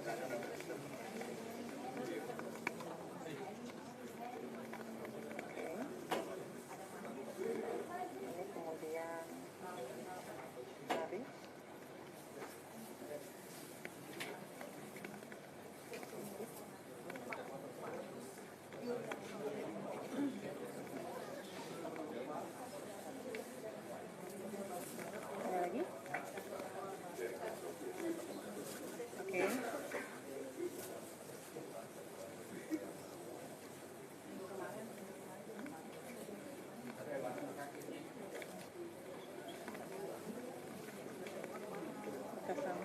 Aslinya ada nggak? Silakan aslinya.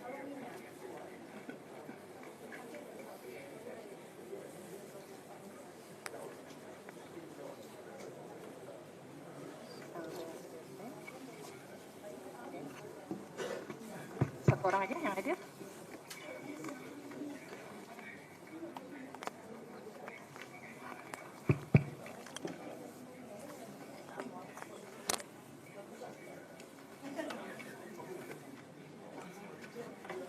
Aslinya harus ada aslinya. Ini ada identitas. Ada nggak aslinya? Ada lagi?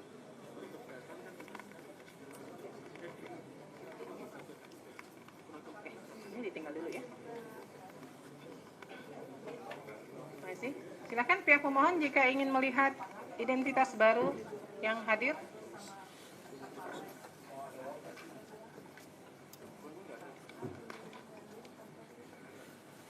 Ini yang baru dari pihak UGM. Ini yang kuasa hukumnya.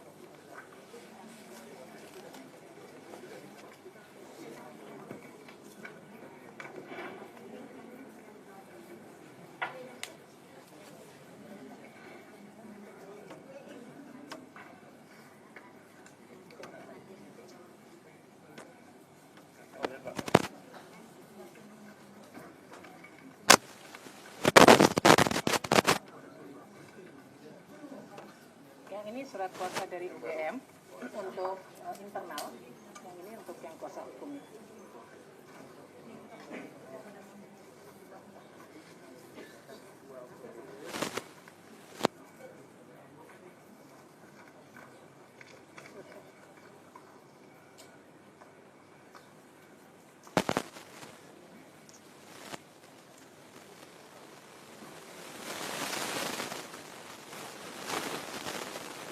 Baik, silakan Panitra untuk membacakan data tertib persidangan. Baik, Ketua. Tata tertib persidangan 1. Pemohon dan atau kuasanya, termohon dan atau kuasanya, saksi, ahli, dan pengunjung sidang A. Menempati tempat duduk yang telah disediakan. B. Menunjukkan sikap hormat kepada majelis komisioner. 2. Pemohon dan atau kuasanya, termohon dan atau kuasanya, saksi, dan ahli menyampaikan sesuatu barang bukti dalam persidangan kepada majelis komisioner melalui panitera yang ditugaskan untuk itu. 3. Pengunjung sidang wajib bersikap tertib, tenang, dan sopan. 4. Pengunjung sidang dilarang A. Membawa senjata dan atau benda-benda lain yang dapat membahayakan atau mengganggu jalannya persidangan. B. Melakukan perbuatan atau tingkah laku yang dapat mengganggu jalannya persidangan dan atau merendahkan kehormatan serta kewibawaan majelis komisioner. C. Merusak dan atau mengganggu fungsi sarana, prasarana, atau perlengkapan persidangan lainnya. D. Merendahkan martabat atau kehormatan majelis komisioner dan atau pegawai komisi informasi. E. Menghina pemohon dan atau kuasanya, termohon dan atau kuasanya, saksi, dan ahli.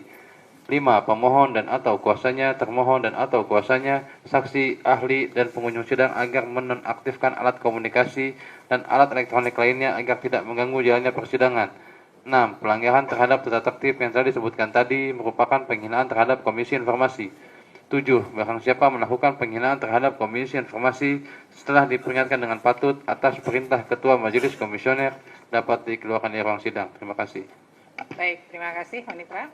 Kepada para pihak saya sampaikan, hari ini kita adalah sidang lanjutan, di mana dalam persidangan sebelumnya majelis meminta kepada pihak termohon untuk membawa informasi yang disengketakan. Sudah dibawa ada? Ada dibawa ya? Jelas. Ya? Sudah dimasukkan dalam uji konsekuensi. Sudah dimasukkan dalam uji konsekuensi. Boleh majelis lihat hasilnya?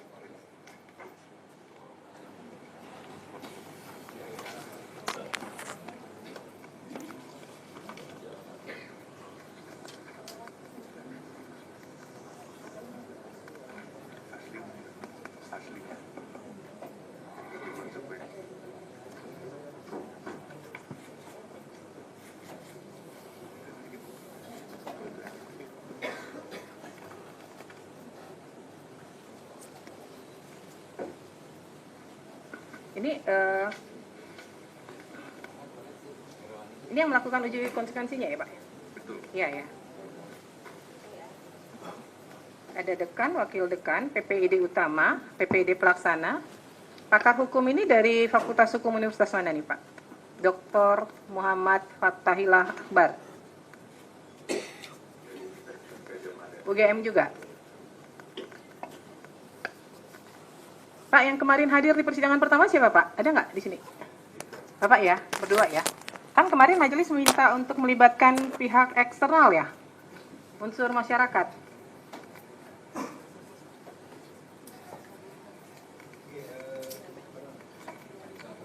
Oke, izin majelis gitu ya. Jadi kenapa kemudian gitu ya kita tidak melibatkan unsur masyarakat? Karena kami berpendapat bahwasannya dokumen yang diuji dari Pak Jokowi itu termasuk adalah dokumen-dokumen bersifat data pribadi, sehingga kemudian kami beranggapan bahwasannya masyarakat itu dalam konteks ini tidak kami libatkan, justru kemudian kita membocorkan gitu ya data pribadi oleh Pak Jokowi, sehingga kemudian karena kami mendapat bahwasannya dokumen yang dimintakan oleh pemohon adalah dokumen-dokumen bersifat data pribadi. Pak, begini, pada saat melakukan uji konsekuensi, kan misalnya yang Bapak uji adalah KHS. KHS-nya kan tidak mesti dilihat oleh pihak eksternal. Tapi ada pertimbangan kenapa kemudian itu harus dikecualikan, Pak. Karena kan kalau Bapak hanya melibatkan pihak badan publik, pasti badan publik akan melindungi informasi itu. Itu pasti. 100%, 1000% pasti.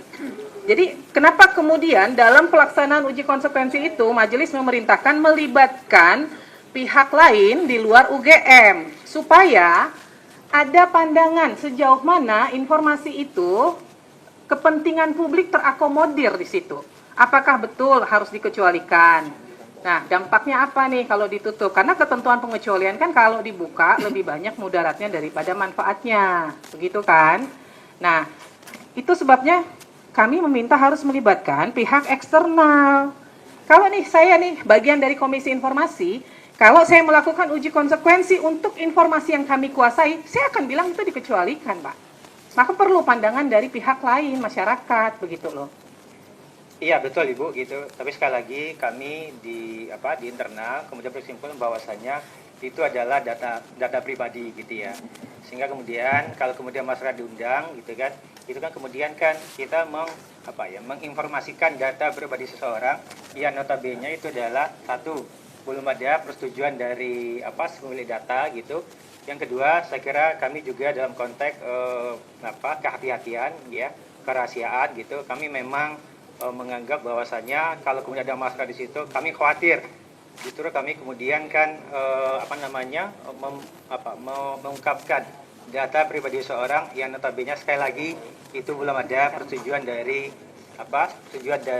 pemilik data. Yang kedua, penting juga adalah itu belum ada juga putusan dari pengadilan ya yang memerintahkan kami untuk mengungkapkan data itu. Jadi atas dasar itu kemudian kami berpendapat bahwasannya kami dalam konteks ini tidak melibatkan masyarakat.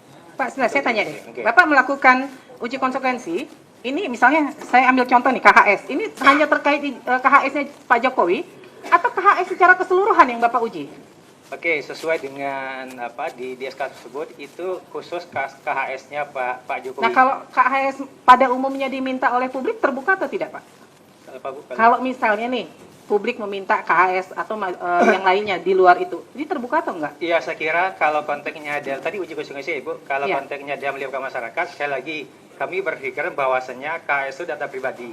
Jadi kami tidak melibatkan masyarakat dulu dalam konteks ujian konsekuensi, kecuali dasarnya ada persetujuan dari si pemilik data ataupun nanti perintah dari KIP. Pemahamannya itu Pak, pemahamannya Bapak melakukan uji konsekuensi bukan hanya terhadap KHS-nya Pak Jokowi. Karena kalau Bapak mengatakan KHS untuk Pak Jokowi dikecualikan, maka secara global untuk siapapun itu menjadi informasi yang dikecualikan. Ya kan?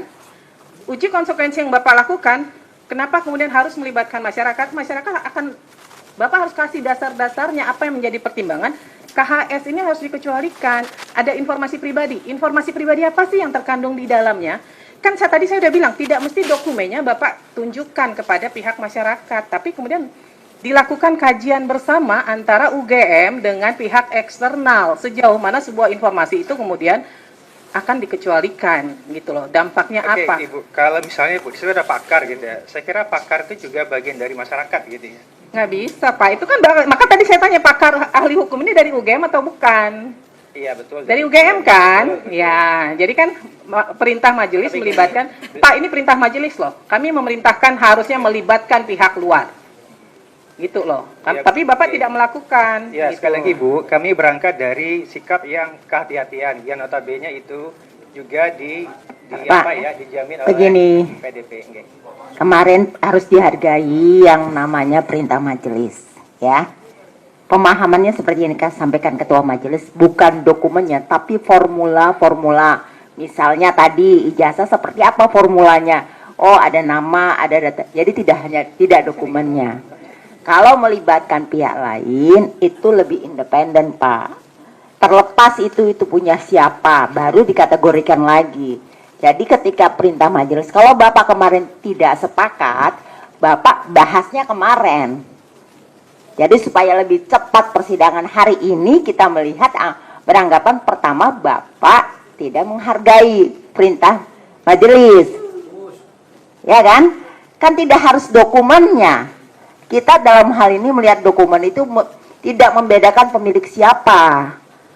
Ya kan? Jadi nggak usah berdiskusi dalam arti yang di sini saja Bapak memperlihatkan bahwa tidak independen, ya kan, untuk melihat suatu persoalan. Jadi kalau kemarin perintah majelis ada melihat bahwa ini kalau melibatkan pihak eksternal, maka kajiannya lebih independen. Bukan lebih lagi, memang independen. Tidak harus dokumennya, tapi formula. Kalau ada ijazah seperti ini, kalau KHS data apa saja, tanpa memperlihatkan. Itu. Apa boleh menanggapi atau? Izin Bu Ketua.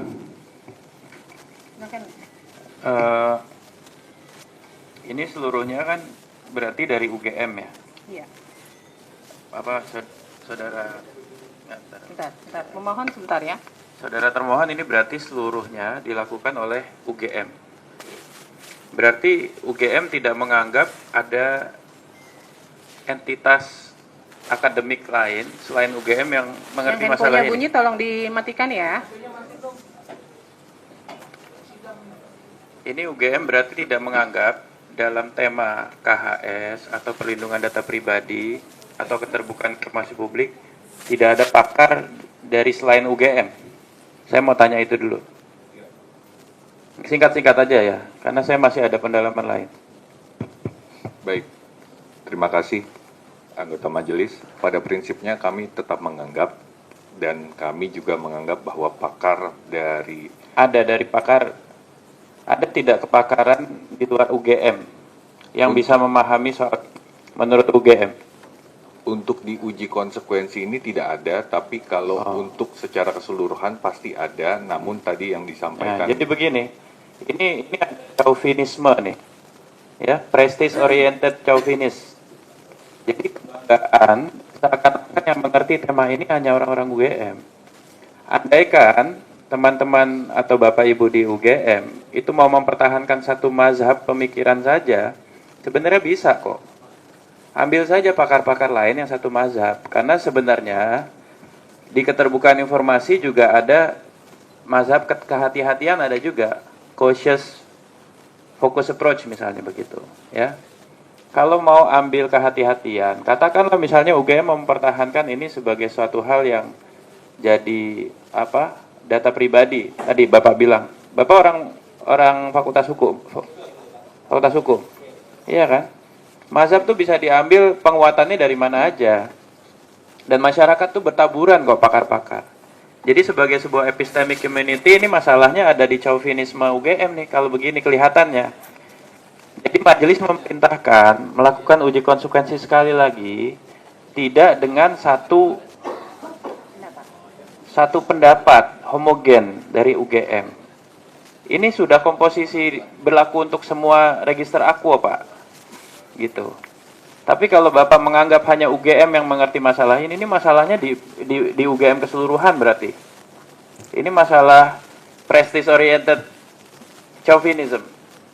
Ini chauvinisme model akademik. Ya Pak ya. Ini andaikan Bapak mau mempertahankan satu pendapat pun, ambil dari luar UGM, itu perintah majelisnya. Gitu. Sehingga pendapat Bapak itu lebih kuat. Begitu. Ya. Ini saya sudah pakai bahasa yang paling netral. Ya. Bapak mau mempertahankan silakan, tapi komposisinya tidak boleh homogen gitu. Sehingga Bapak tidak dianggap sebagai satu kesatuan korsa, tapi sebagai satu kesatuan pandangan mazhab. Oke, Bapak anggap ini sebagai suatu hal yang harus dikecualikan, nggak apa-apa. Di luar pun banyak pakar-pakar yang bisa membenarkan itu. Gitu loh. Gitu loh Pak, maksudnya.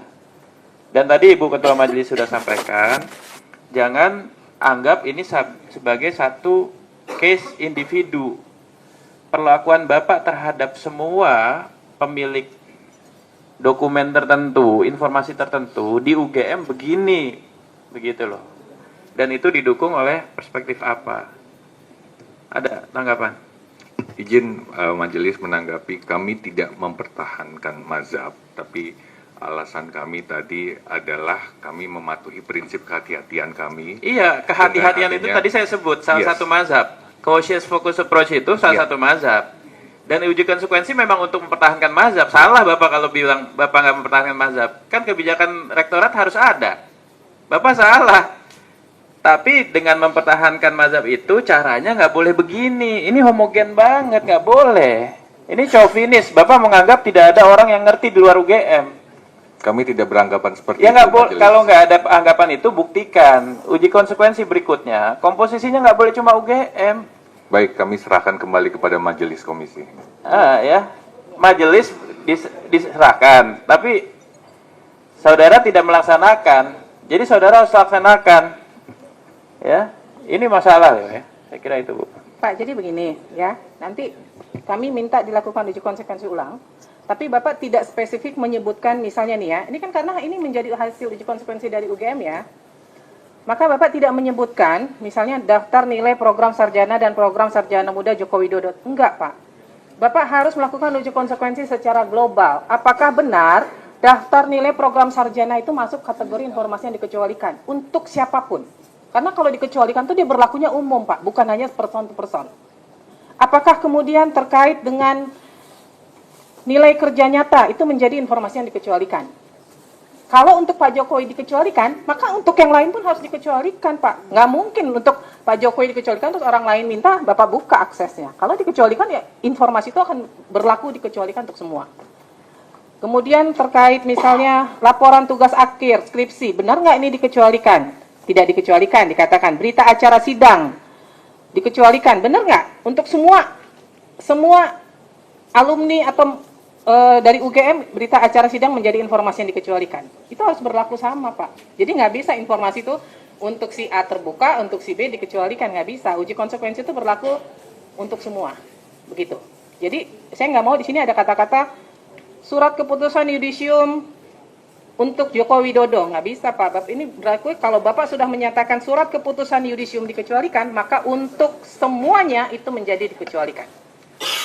Nah, Bapak harus melakukan uji konsekuensi dan di sini Bapak harus menyebutkan nih. Di sini kan nggak disebutkan nih, Pak. Bapak menyebutkan, saya kasih contoh ya. Mengandung data pribadi. Data pribadi apa, Pak, yang terkandung di situ? Bapak harus jelaskan di dalam kajiannya. Apakah di situ ada tanggal lahir? Apakah di situ apa yang dikecualikan? Kalau yang dikecualikan ternyata dari satu dokumen ini yang dikecualikan hanya bagian tanggal lahir, hanya bagian mungkin ada alamat dan sebagainya di situ, itu aja yang ditutup. Tidak otomatis informasinya kemudian menjadi dikecualikan semua, Pak. Maka di kajian itu harus jelas apa sih di dokumen atau di informasi itu yang dikecualikan. Di KHS ini apa sih Pak yang dikecualikan? Nilai. Selain nilai apa? Nah kan berarti yang nilainya saja yang ditutup. Bahwa bukti seseorang pernah kuliah di semester 1, semester 2, semester 3 itu kan menjadi informasi publik begitu loh. Ya, jadi itu harus dikaji dengan jelas Pak kajiannya apa yang masuk dalam kategori dikecualikan itu apa. Ini kan kalau saya baca, saya nggak bisa menemukan nih, hanya dibilang data pribadi. Data pribadi apa yang terkandung di KHS? Itu harus ada, Pak. Kalau dibilang menghambat proses penegakan hukum, yang bagaimana begitu? Harus ada jelas kajiannya ya, Pak ya. Kemudian di sini Bapak menyebutkan, saya nggak tahu kok Bapak melakukan uji konsekuensi terhadap nilai kerja nyata. Padahal yang diminta di sini laporan kuliah kerja nyata. Emang sama ya, Pak ya?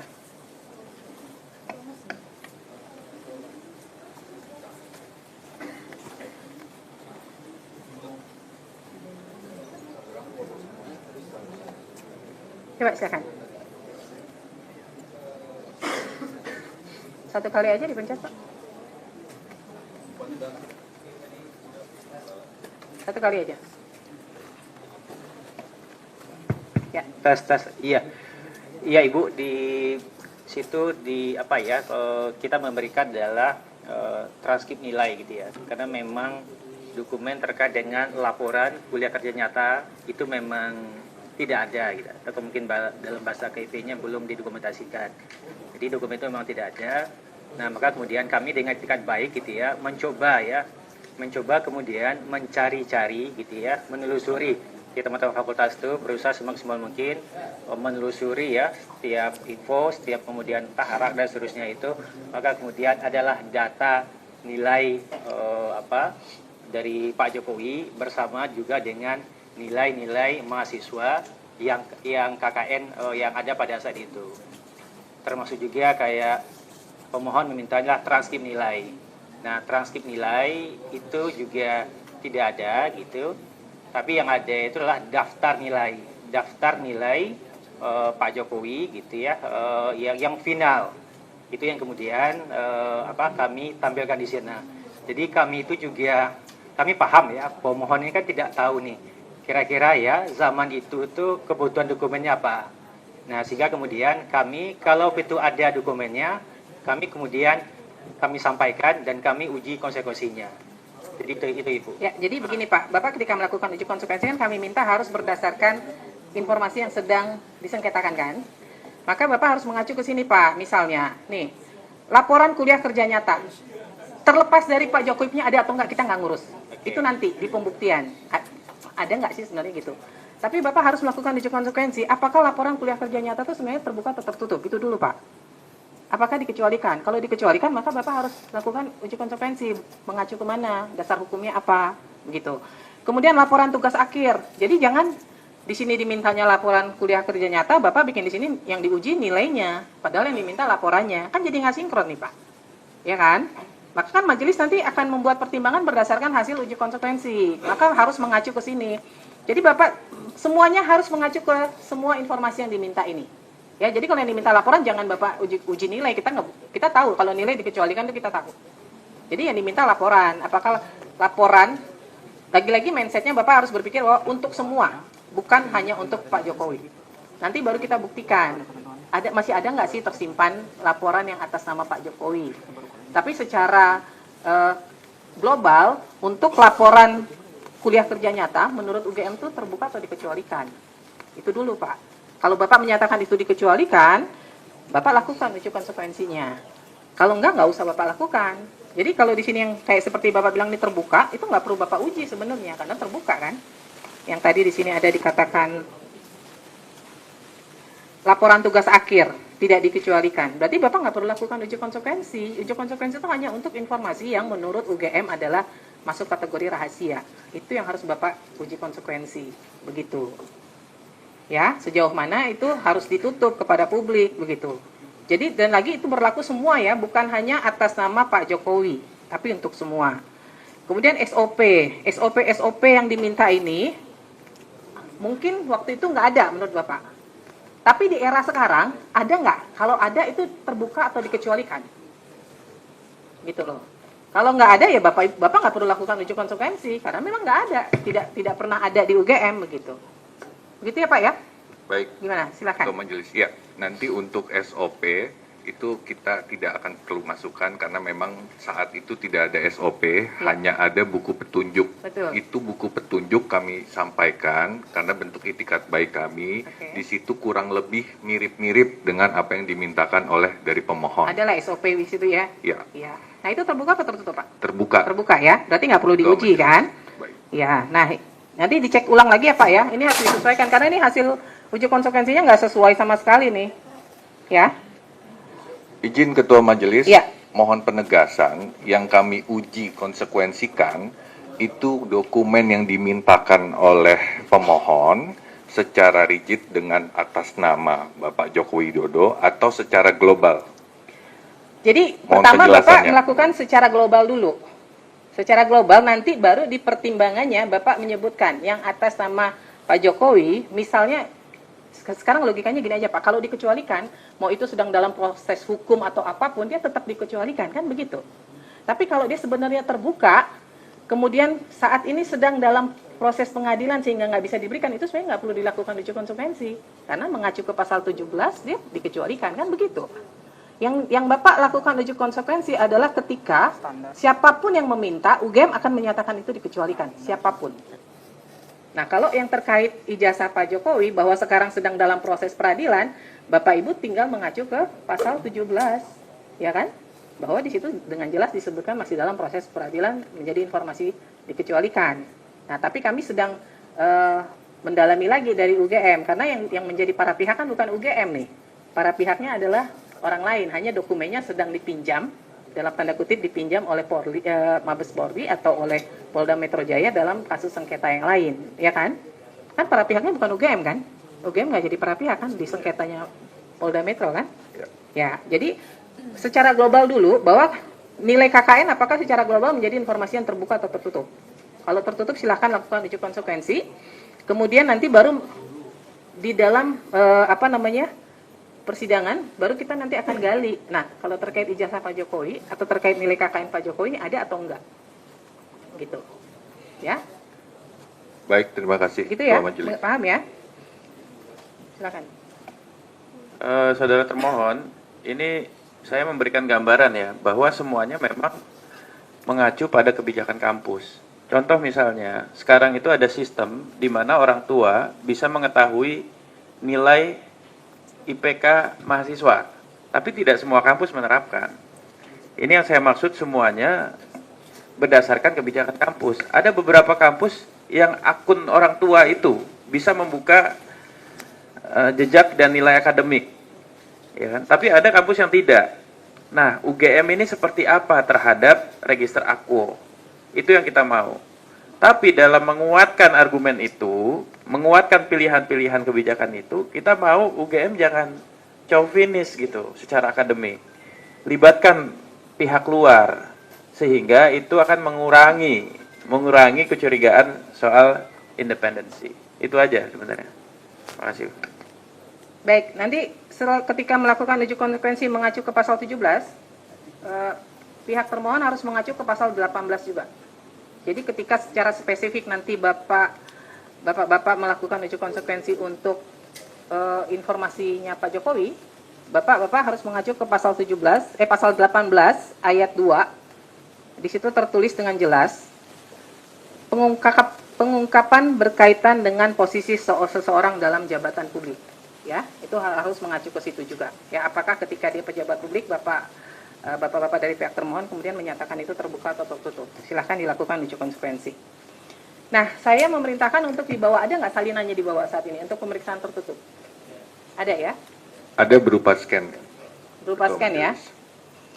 Baik, karena kami akan melakukan pemeriksaan tertutup terhadap informasi yang dimohonkan oleh pemohon dan terhadap informasi yang dinyatakan dikecualikan dilakukan tanpa kehadiran pemohon dan pengunjung, maka kami akan break sidang selama 5 menit untuk meng-clearkan area.